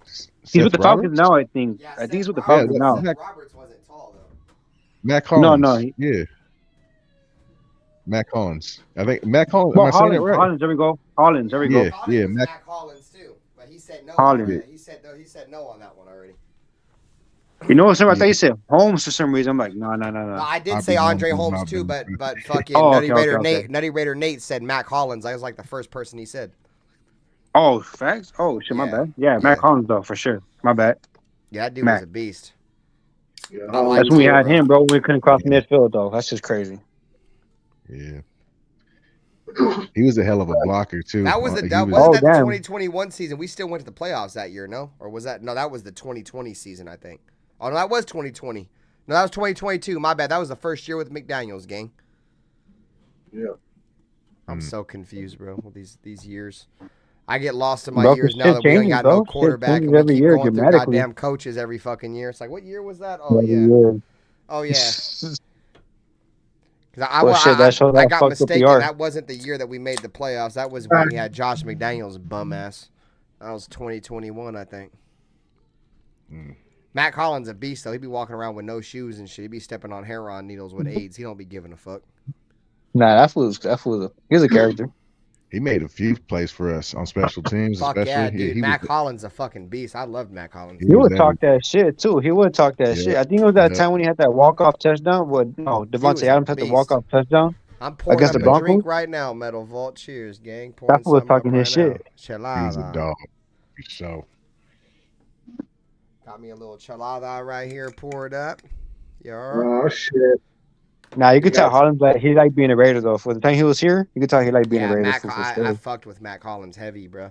I knew he was gonna be good, bro, because fucking you guys remember when we played the Dolphins that year when Arden Key fucking got that face mask? We lost the Dolphins at the end of the fucking game. Matt Collins was a motherfucker who caught that fucking catch down the sideline the year before we caught him. Ryan Fitzpatrick. We played the Dolphins, bro. We were gonna win that game, dog. Motherfucking Dolphins had to fucking get in field goal range to beat us. That motherfucker threw it down the sidelines. Arden Key ripped his head all the way around, dude, and Matt Collins was wide open on the sideline. Fucking Damon Arnett sitting down to cover 2 with no underneath threat, dude, instead of fucking going up the field and following the vertical, dude. Sat his ass down and left open that wide-ass zone. And then we had, who was that other dude we had at fucking safety? He was a young player. Dude. Hold on. Shit. I can't think of his name. Isaiah something, I think. It was the same dude that knocked down that pass, that big-ass corner that knocked down that pass against Donald Parham. Isaiah Johnson. Yeah, there you go. We had Isaiah Johnson at safety on that play, and we had Damon Arnett at corner, and we were running a cover 2 shell. And usually in a cover 2, if there's no underneath threat on a cover 2 when you're sitting in that flat, you're supposed to follow the vertical.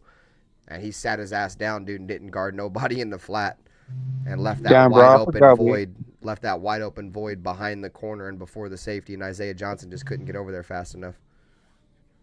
Yep. I forgot we had Abrams though. Shit. Yeah, Abrams was trash. Motherfucker. That That's how motherfucker bad. had he only played 1 year out of 3 years. He had 2 fucking season-ending injuries, or no, maybe just one.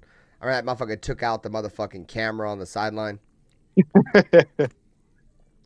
I loved how he played football. I will say that I loved how he played the game. He just wasn't. He was reckless, dog. He was reckless. Yeah, I love how he played I love how he played the game. He was cool. He had that old school mentality of hitting a motherfucker, but his smarts of the game, bro, just wasn't there. Yeah, his IQ was fucking trash. Yeah, bro. Yeah, he's not good in coverage, and he plays safety. He would have been a better linebacker. He should have did what Mike Mitchell did and just converted to linebacker. Mike Mitchell. He reminded me a lot of Mike Mitchell, dude. But Mike Mitchell was way better. Mike Mitchell at least kind of understood the game of football a little bit. You guys remember when we drafted Mike Mitchell and there was like no highlights of him? You had to go on YouTube and find his highlights. There was like no, they couldn't even find him on the fucking draft when we drafted him. We drafted him in like the second round or some shit. What about bro's name? He was a safety too. Abrams played just like him, bro. Jamal Adams. They wanted to move him to linebacker too. He just said nah. You know who I thought fucking John Abram could have been like? I thought he could have been like the next like Hassan Reddick. Like, I thought you were about to say Earl Thomas for some reason. But he never panned out. Hey, that's somebody, guys, that we should all need to be keeping our ear out on. You feel me? And Hassan Reddick to the Raiders. Hassan Reddick hasn't reported to the Jets. He's supposed to be there. He's taking losses of money right now because they said that pretty much he was guaranteed a contract and he never got his contract. So since he didn't get his contract, he's not playing. We got like 37. Yeah, and we got money, and he stood on business with that, bro. Like, he's not there. He's missed the first couple of games he sat out. So with Malcolm Kuntz officially being done for the year, the Raiders could kick the tires on Hassan Reddick. Hassan Reddick don't want to play for the Jets no more. He's officially done. Like, it's official like a whistle. I don't want Yannick Ngakoue. I mean, he's terrible against the run. But he need to come to the dark side already. I do understand. Like, I would kind of kick the tires on Yannick for really cheap. But if I had to choose between Yannick and Hassan Reddick, I'll go get Reddick. There's a reason why Yannick hasn't been picked up by anybody, dude. Yannick can't contain the edge in the run game, dude. He's a major liability in the run game, dude. Yeah. He cannot set the edge. He's too weak against the run.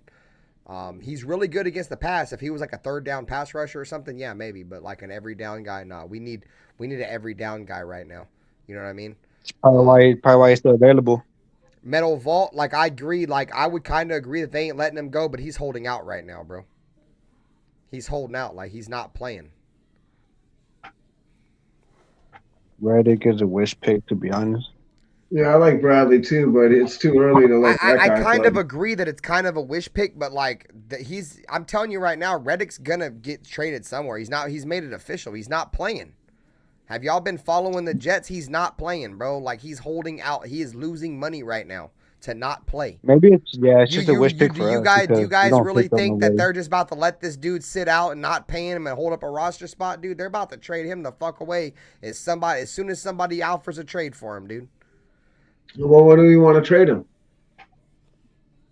The pick? They're not getting no players. I don't think they want. They're gonna end up getting. They're just gonna end up getting a pick, dude, like a fucking 4th round pick or something. They ain't gonna get much for him because he don't want to play there. They're gonna want DA. They can have DA for a 1st round pick. Yeah, give us Hassan Reddick and a 1st. Give us Hassan Reddick, a 1st and a 2nd, and you can have Devontae Adams. And we'll add a 4th on top of Devontae. Damn. That ain't shit. Nobody's taking that fucking bait. I know it sounds like a stupid trade, right? But they're stupid. They want to get Devontae Adams. They want to get Devontae Adams over there with Aaron Rodgers. That's stupid. Reunited, and it might feel so good. Hassan Reddick is pretty much just an add-on to the 1st and 2nd round pick, dude, because Hassan Reddick don't want to play there. Have y'all not been paying attention to this story or something? Like, am I talking to a wall? Yeah, I'm so confused because everybody's like, it's a wish pick. They're not going to get rid of him. Like, are you guys not paying attention? He's not fucking playing, bro. For sure, they're probably getting rid of him, bro. He's not playing. It's been 2 games into the season. He sat out both games. Yeah. What about the chances of us actually getting him, though? I mean, I'm not hanging my hat on it. I'm just saying, like, if it happens, just make sure you guys keep your ear on the streets for it. I don't think the Raiders are going to go trade, but I definitely don't think he's going to be playing there much longer, dude. He will not be playing there for all 17 games. I promise you that. He'll be gone before the deadline. He's literally holding out, dude. Why would they keep somebody who's holding out on some Le'Veon Bell type shit, bro? They're gonna get rid of him unless he just sits out the entire season and they just never get rid of him. I mean, that's possible too, but I don't think that's gonna happen either. Exactly, KP. He's missing in action. He's not going to practice. He's not going to games, dude. He's not doing nothing. And Hassan Reddick's still a pretty good football player in this league, dude. I would fucking trade for him. And you ain't getting much for somebody because the entire NFL knows he don't want to play for you. You think we're about to give them fuck all for him? So, and I kind of see where you're coming from, Sammy. Like, we don't want to give Hassan Reddick a lot of money because we're going to give Kuntz some money next year. But I still think with the amount of money that we have now, like, we can afford to give him money now because we have almost $40 million, bro. And whatever we can give him, whatever, and that shit's still going to carry over to next year. We're getting money next year too. Yeah. And we're not going to have to play Malcolm Kuntz a shit ton of money no more. Huh? What is he getting paid right now? What's his a lot, bro? Like close to like 20, like 17 it's over or 20. 18. Close it's to 20. It's got to be over 20, right? Yeah, close to 20. Let me look that up.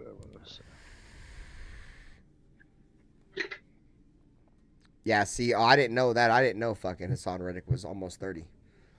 Yeah, see, that adds a lot onto it, too. Yeah, I don't know if I want to pay him 20 mil. Like, I think he's overpaid, to be honest. Yeah, he's a little bit... if we could pay him, like, 15 mil, I'd be cool with that. Yeah, I'd take him for 1 year, 15 million. Yeah, I would take him for that. Not at no 20 plus, though, because I don't think he's worth that. If he's making Max Crosby money, fuck no. Because Max Crosby makes like 20. Full guaranteed cash money 1 year. You get full guaranteed money. Yeah, Max Crosby makes like 20. I'm not paying that full nowhere close to what Max makes. If he wants 12 to 15, I'll give him that. I'm not paying him no goddamn 20 though. Hey Alexa, how much money does Hassan Reddick make per year in the National Football League? From FoxSports.com.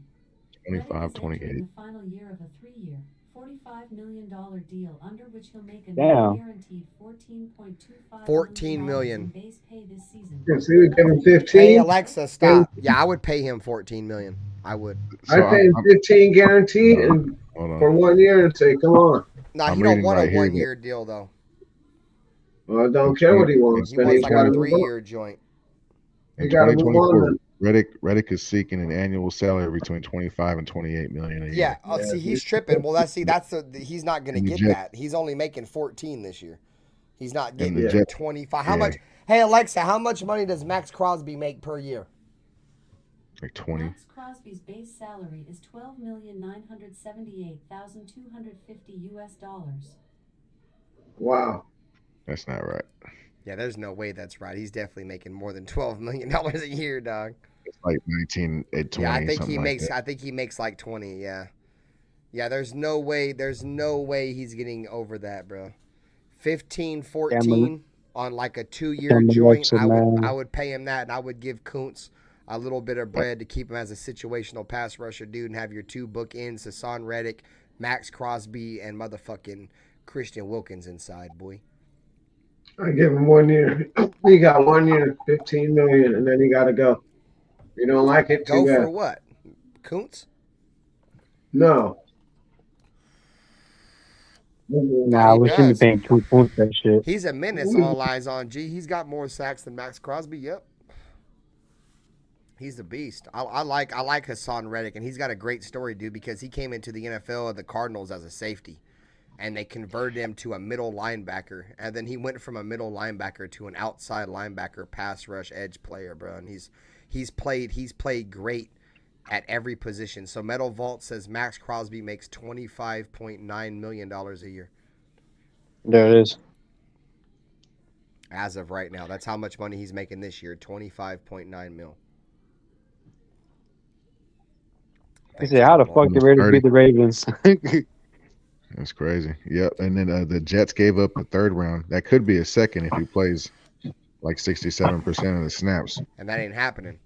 So they gave up a 3rd. I feel like we could get him for a 4th, bro. Especially he don't want to play there no more. Yeah, bro. Send him over for a 4th. We'll pick up his $14 million. Sorry, Hassan Reddick. You're not getting 25. You're fucking smoking dope if you think you're getting that.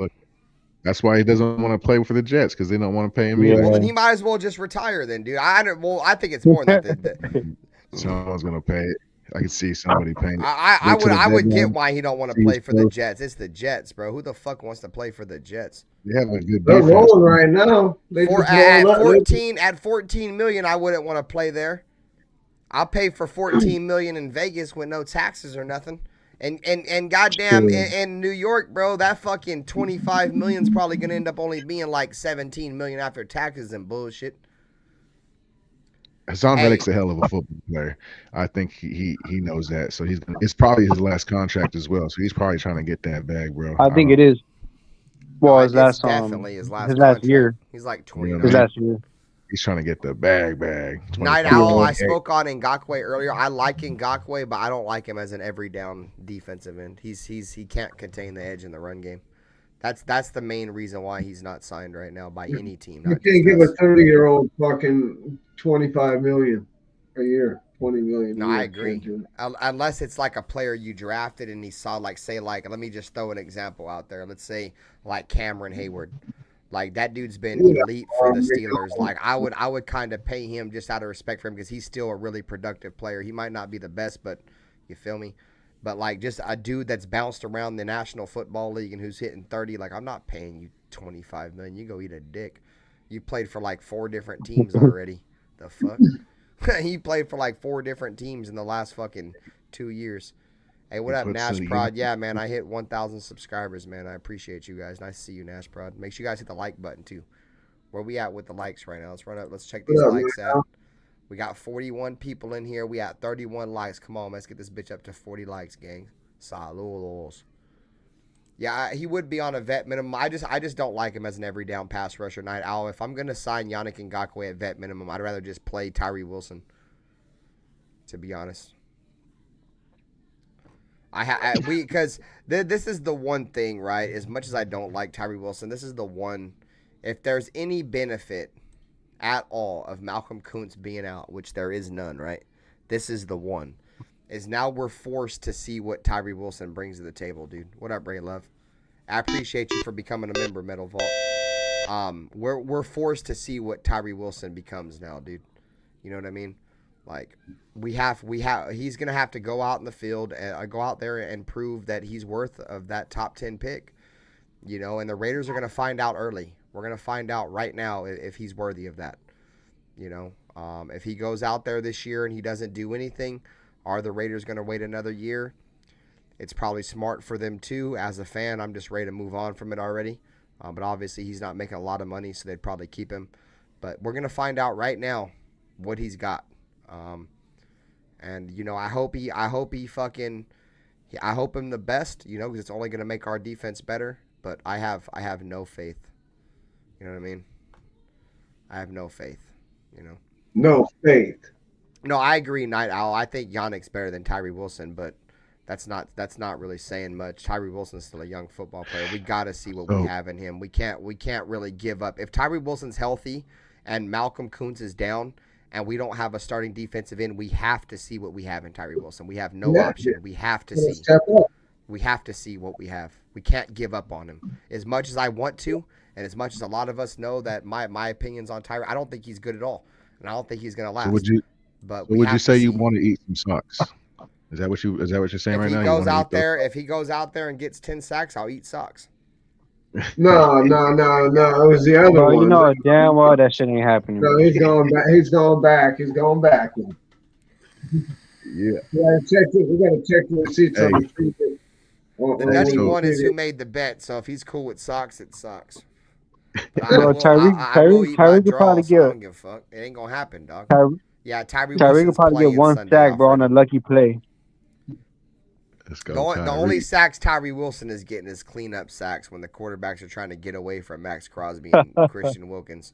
They just fall into his A sack is a sack. No, I agree. A sack is a sack, and hopefully he can rake that ball out when they fall into his lap too. That'd be even better.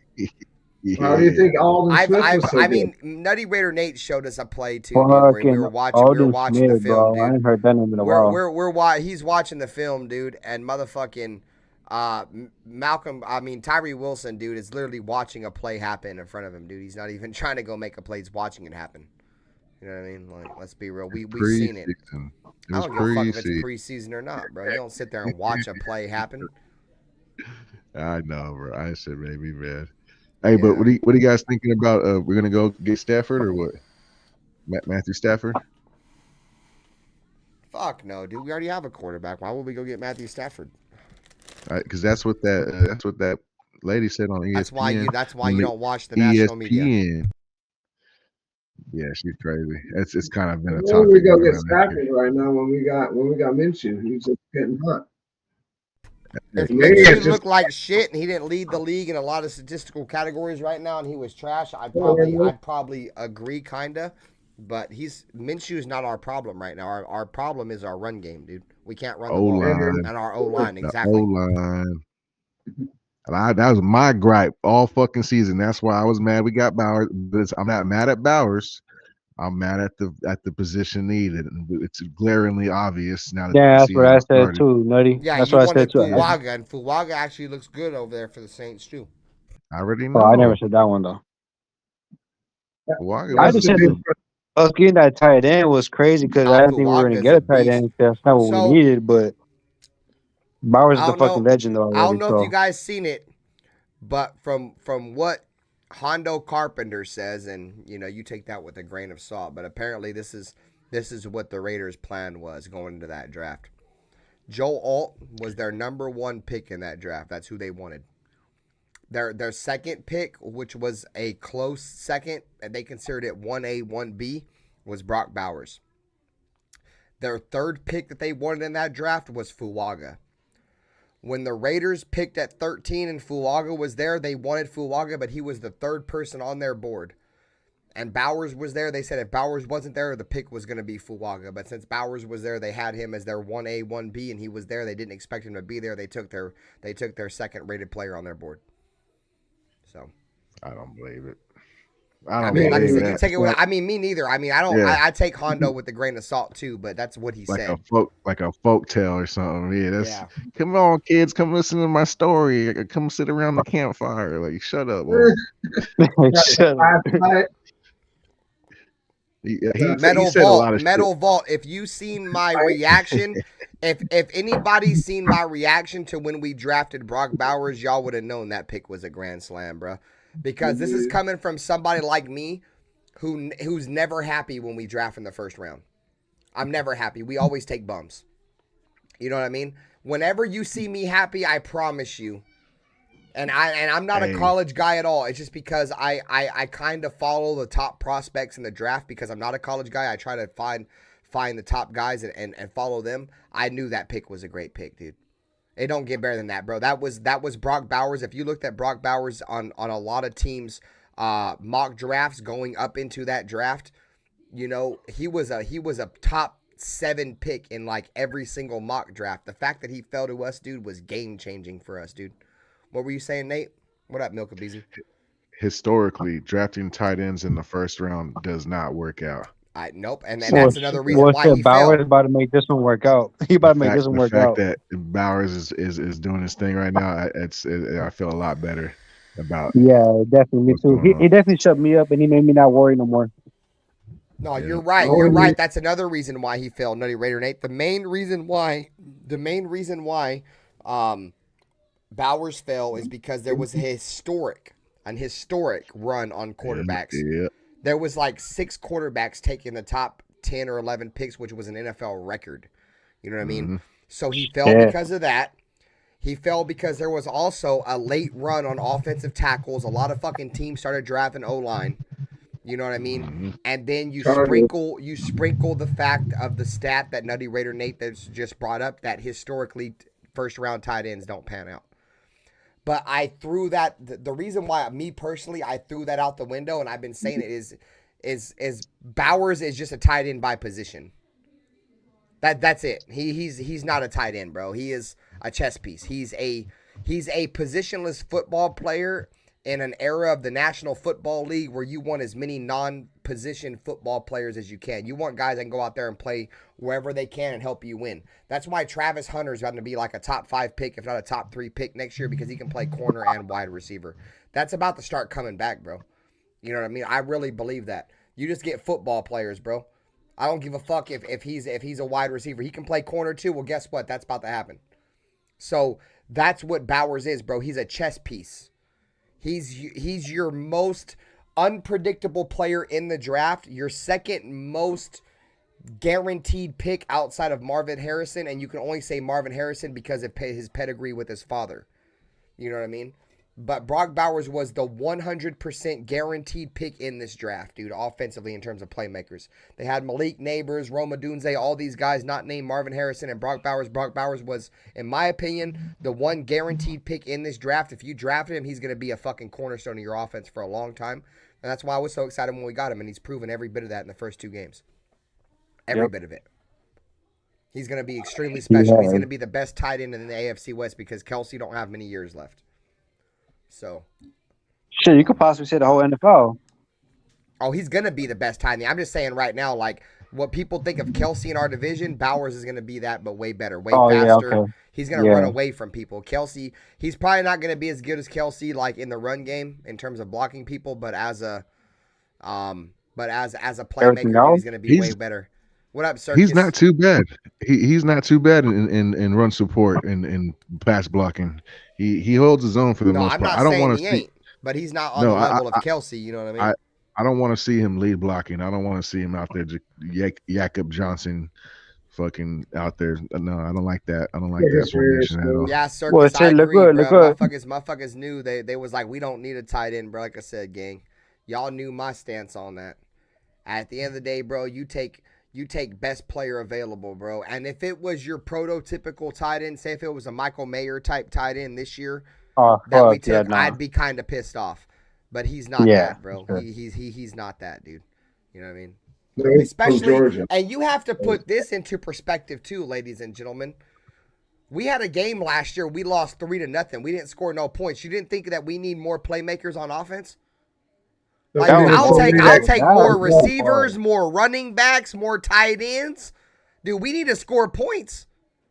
Like, we know our defense is going to be good, dude, but we got to score. We got to score. And guess what Brock Bowers does, bro? He helps your team score. So that's not a bad pick at all, dude. Yeah, Bowers already that guy, yep. I would way rather have an elite tight end. Well, it's kind of questionable, right? Than an elite wide receiver. And I say that because quarterbacks always get comfortable throwing to tight ends, dude. Like, you can have an elite receiver, dude, but safety blanket. Yeah, exactly. That's their best friend. If you can't get protected to throw that wide receiver, it don't matter, bro. A lot of these tight ends, a lot of their routes are closer to the line of scrimmage, bro. So, like, quarterbacks just love throwing them the football, dude. So that and that's a great point, Circus Raider. He said, I just laugh at people crying about Bowers we've been asking for the best player available in the draft, and we do it and people start crying. That part.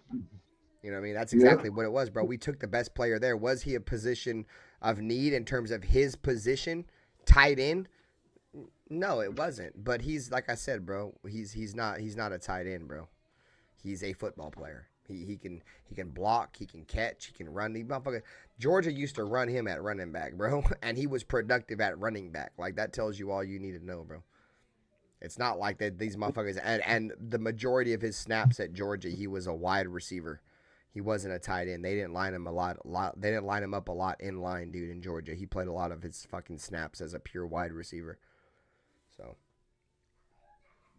I love it, dude. I love it because we all know that Devontae Adams is reaching the end of his tank. You know what I mean? And we need somebody that's gonna be able, you know, when Devontae Adams calls it quits, it's gonna be able to go in there and pick up that production. I think Brock Bowers is gonna be that good, bro. I think, you know, like, obviously, he's not a wide receiver, but we're going to have a productive pass catcher when Devontae Adams decides to call it quits with Brock Bowers. He's definitely going to be the guy that's going to be, you know, that's going to help us move the change and help us win a lot of football games.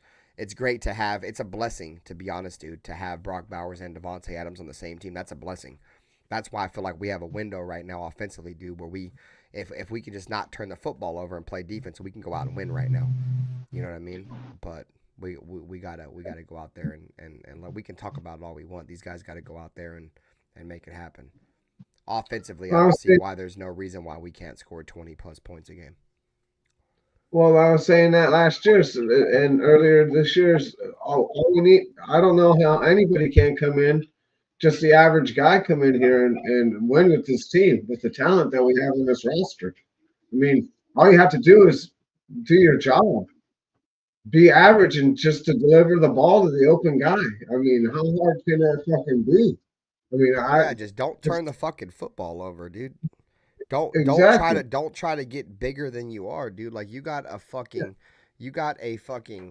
plethora of guys that are playmakers around. Just give them the ball, dude. Don't turn it over. Give them the ball. You're gonna be good. What up, RaiderBen? Even last year with the roster we had last year, how can you not? All you needed is somebody to distribute the ball decently, and we could have won games. But the quarterback play was below mediocre, below average, and that's our talent. Our roster isn't below average. Our quarterback play is, and so is our running back play. So is our play calling. I would say is below average. It's all spotty. The offensive line plays is spotty. It's all below average. Right. So I'd say it all comes back to coaching. Ultimately, you got to get these guys prepared. Yeah. And at times it doesn't seem like we're all the way prepared, or they know what they're doing or what they're looking at. Put it down. I'm gonna go grab my stizzy. Hold it down, baby. Yeah. Yeah, ain't making adjustments either when we need to be making adjustments. We didn't do that in the Chargers. We did that in the against the Ravens, though. We actually changed up and started taking advantage of it and throwing the ball.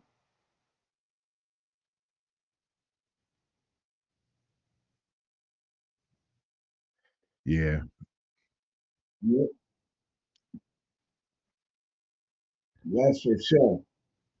But yeah, I mean, you happy about JPJ coming back, Nate? What you thinking about that? I'm kind of concerned a little bit because if it's bad, if it's like a bad injury, it might be like I don't know, bro. We're all speculating. I'm excited because James is trash as fuck. What's going on? Andre James, yeah,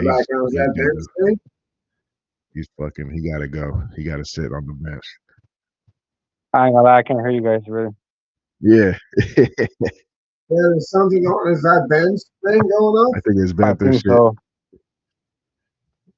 Hot mic. Yeah, what the hell, man? You left with the hot mic on. How are we supposed to talk?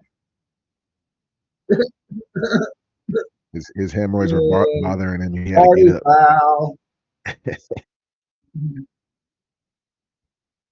He talks fast. That's hilarious. Yeah, hopefully we'll get to see him pancakes and dudes this weekend, dude. Yeah. That's what I'm looking for. I'm looking to see some offensive line domination. God damn, that hot mic is crazy. The louder it gets. Carl Miller needs to snap out of it though. Whatever he's in, I hope. Maybe it is the injury, dog. Maybe it is, but he gave up some crucial sacks last week. He's getting up there in age. Bigger guys like that. That shit was fast, bro. Taller guys like that, they tend to get injured more often. Paul Miller was asking if he got the license plate of that trunk last week. Yeah, I hope it's because he's rusty, bro. I hope it is because he's rusty. Well, here he comes. Maybe he'll turn off the hot mic. Yeah. Hot mic. What up, gang?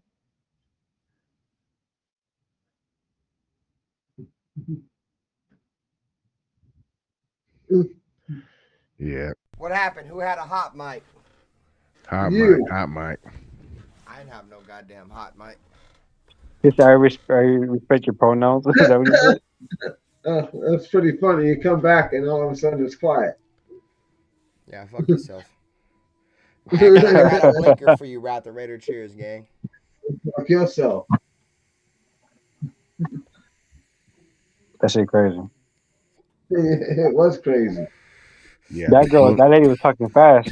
Colton Miller's getting up there in age, and he's. I don't think he's. He didn't finish last season. He got hurt the season before, I believe. He plays God through it, damn. right? Plays with a lot of effort, but That's right, Benther. he's up there in age now, guys. So Yeah, it's time to move on. I was talking about this in the off season. I think he's been getting old, dude. It's time for DJ Glaze. Ooh, I hate to admit it, but he's definitely getting old. I think let And the he's getting rookie. run over. That That ain't dude good. got old fast as fuck. I'm gonna lie. Well, what is he? I think he's 6 30 sacks this away year. from 40, ladies and gentlemen. Appreciate 31. y'all. God Something damn, like for real? Yeah. That was Yeah, fast he's as old. shit. Yeah, he's Damn. old. He's been drafted. He was drafted in 2016. Or no, 2018. Yeah. What the 2018. fuck? Oh, I was hooked down. That's still a long time ago. Damn, that's crazy. Yeah, he's That's in his not cool. 7th season. I think he's like fucking 30 or 31 already. And you know those big guys with their knees don't last very long, dude. Yeah. Oh shit, then bring in Glaze, Oh, he man. said Colton Shit. Miller is 28. 28. Is he? Okay, that's not that old then. Yeah. I was about to say. Yeah, he said in comparison, Trent Williams is 36. God Yeah, well, Trent Williams is a lot bigger. damn. Yeah, he's trash. He's trash as fuck. Anybody worrying about No, Trent I Williams? think why a lot of people think Colton Miller's older than he is, I think it's because all these injuries that he's been getting lately. Oh, bro, you know who I'm talking about? I'm thinking about Trent Brown. I'm stupid as fuck. Oh yeah, Trent Brown. Trent Williams, the left tackle for the 49ers.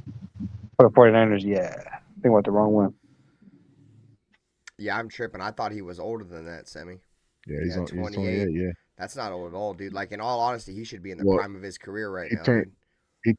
He turns 29 in October. Yeah, but still, at 28, 29 as an offensive lineman, he should be in the prime of his career right now, dude. Yeah. The fact that he's getting injured in the prime of his career, that shit ain't no good. He shouldn't be regressing right now. He's beat up pretty bad. Yeah, but he's a Raider. As long as he plays, though, I mean, that's all that matters.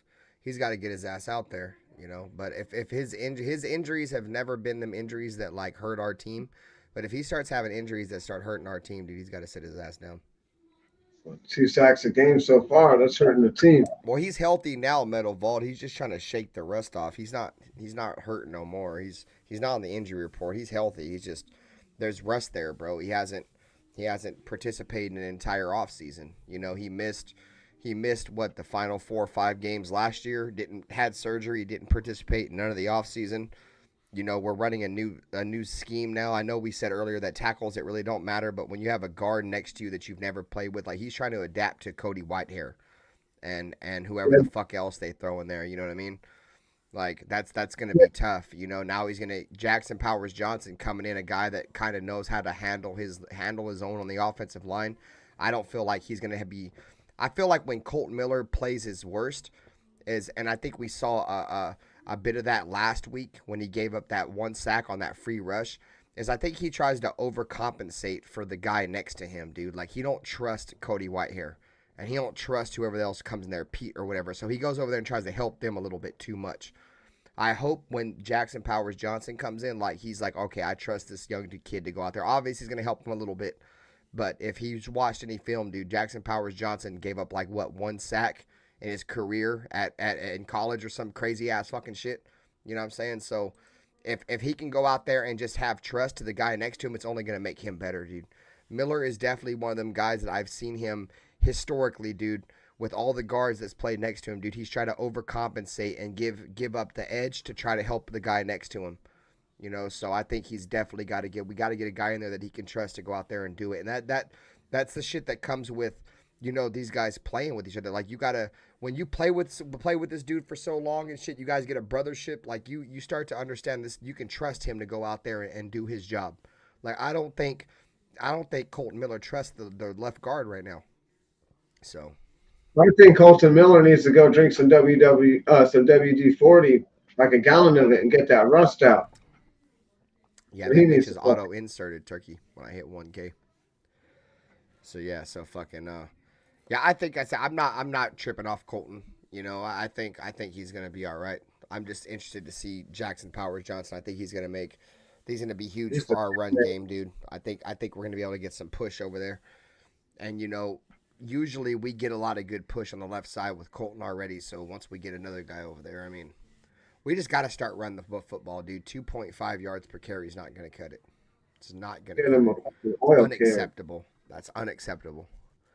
We cannot have the 32nd ranked run game in the NFL when Antonio Pierce preaches run game and physicality and all this shit, dude. That is unacceptable. Obviously the 32nd run game is unacceptable regardless, right? But when you have a coach that preaches all this physical shit and all this shit, dude, having the 32nd run game makes that shit look even worse, dude. Well, I told you if he wants to run the ball that much, there's going to be a lot of 3 and outs. It's not he a very pointed it out though too. So he said at the end of the game kind of way of football. Football's kind of gotten away from that. I understand what he wants to do, but he also's got to be able to understand. He's also got to throw the ball too. Like I said, it's got to be a balance. Can't be super run heavy unless you got the lead. Just win, baby. If we gotta throw the ball to run the ball, if we gotta run the ball to throw the ball, I don't care, bro. This whatever it takes. Bitch on Sunday with the W, I don't give a fuck how we got it done, bro. And I said this. I've been saying this for a couple of weeks now. It's gonna take the offensive line a few weeks before they start getting that cohesiveness going. Especially now that we're entering JPJ and he's going to be a mauler in his own right. Our shit was already kind of on hold for a couple of weeks because JPJ wasn't in there. We all knew he was going to be the guy at some point. So until he got in there, we were already putting that shit on hold. You know what I mean? So if we gotta dice him up and carve him up in the passing game to get and wait till this passing game or this running game gets going, I'm good with that. Let's try to scrape a couple of these wins. Let's not fall. Let's not lose the games we're supposed to win, and let's continue fucking playing defense, and we'll be all right. And let's put this into perspective, dude. How hard is Cody Whitehair and Andres Pete really playing at guard when they know they're just delaying the inevitable? Like, they know they're going to lose their job. Like, they know it. Like, do they really want to go out there and bust dick? Because I think even if they played their fucking ass off and they didn't look as bad as they did, I still think Jackson Powers Johnson's going to be the starter regardless. So that's something I kind of think about in the back of my head is like, these guys know that they're really just a stopgap, so are they really out there, trying to give it their all and risk injury and all that shit, knowing that, if they get injured, this guy's going to be the starter anyways, and it might fuck their career over type shit, right? That's just some things I think about in the back of my head. Is it true? Probably not. You know what I mean? But, at the end of the day, bro, offensive line is a mentality. Like I said earlier, a lot of it is you just got to have the want to go dominate the man across from you, for 60 minutes. It's probably the most position to where you just got to have the most want to on your team, because it all starts with those guys. So if you have a guy out there that doesn't really want to do it, you feel me? You kind of checked out. I think Jackson Powers Johnson, the complete opposite, dude. I think he brings at least the mindset part of the game. Like, I'm trying to go out there and just smash this dude every single play. I think that's going to be nasty time. That's the mentality you gotta have as an offensive lineman. You gotta bulldog these fucking guys. Yeah, I feel like there's a sense of complacency across our offensive line at times too, dude. I feel like Parham gets complacent. I think Miller at times gets complacent, but I'm willing to give him the benefit of the doubt now because he's injured. But I feel like he gets I feel like this entire offensive line, like they don't feel like there's any push behind them, dude. You know what I mean? Like we don't have a lot of depth. You know what I mean? Illuminor was that guy for the past few years. He was kind of the rah-rah talking shit to the defense. Too. And but his issue was he got too into the talking shit and he'd forget the snap count and fuck up the fucking the whole fucking issue. But that's I like Illuminor a lot, dude. I hate the fact that he left. And then he went to the Giants, bro. Like, you went to the Giants, dude. They're 0-2. They suck, dude. He only got like $7 million too. We didn't get something like spectacular, like $7 million a year. But I think they gave him like multiple years. No, they gave him like multiple years at like $7 million a year. 2 or 3 year contract, yeah. Yeah. There was no stability here. That's probably why he left. No. You know what I mean? Said late. And that's what I'm saying about Kuntz. I don't think I don't mean to get off track, but I feel that same way about Kuntz. Like, There's no stability here. He's not really loyal to the Raiders for any reason. We kind of did him dirty. We kind of just left him on the bench. And it was different head office, front office, but at the same time, he doesn't have any loyalty towards us. So, hey, that's a we'll great see. point too, Metal Vault. He said the Raiders have gone up against a couple really impressive D lines the first 2 weeks. That's a great point. We have, bro. We have, and you know, for a team that's trying to, you know, adjust to a new scheme and a new running back, you know, and a new quarterback. Like, there's a lot of parts that go into this. A new offense, like, that's a great point you bring up, dude. You know what I mean? We're not gonna play defensive fronts, you know, like we played in the first couple weeks all season. But the Raiders do have 3 elite defensive fronts in the first 4 weeks because we just got done with the Chargers. And the Ravens. The Panthers give us a little bit of a break, but we got Myles Garrett next week. You know what I mean? So, you know, I think that's a lot of the reason why, you know, Antonio Pierce wanted to rock with Minshew this year, is because Minshew, if the plays break down with these elite pass rushers, he can kind of get away and make something happen more compared to Aiden. Hey, you know, hey, so Panthers got Clowney. Is it Clowney or Clooney? Clowney. Yeah, they got Clowney, but come on, bro, like. Clowney sucks. He's somebody we got to keep an eye out for, but I'm not worried about him, dude, if I'm just being honest. The guy who replaced him in Baltimore, because he was playing for Baltimore last year, he did pretty good. Fucking had his way with Colton Miller. I don't know. We'll see.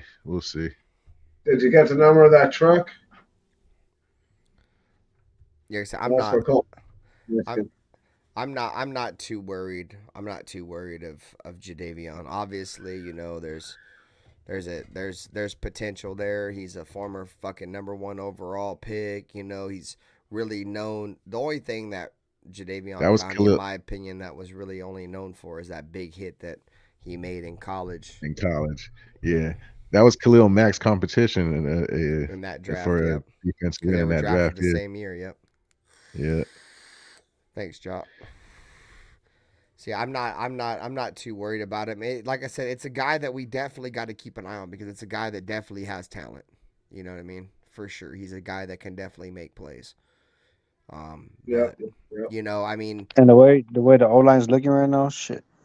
And there's nobody opposite him, so if we want to chip him, that's fine because ain't nobody else doing anything. You know what I mean?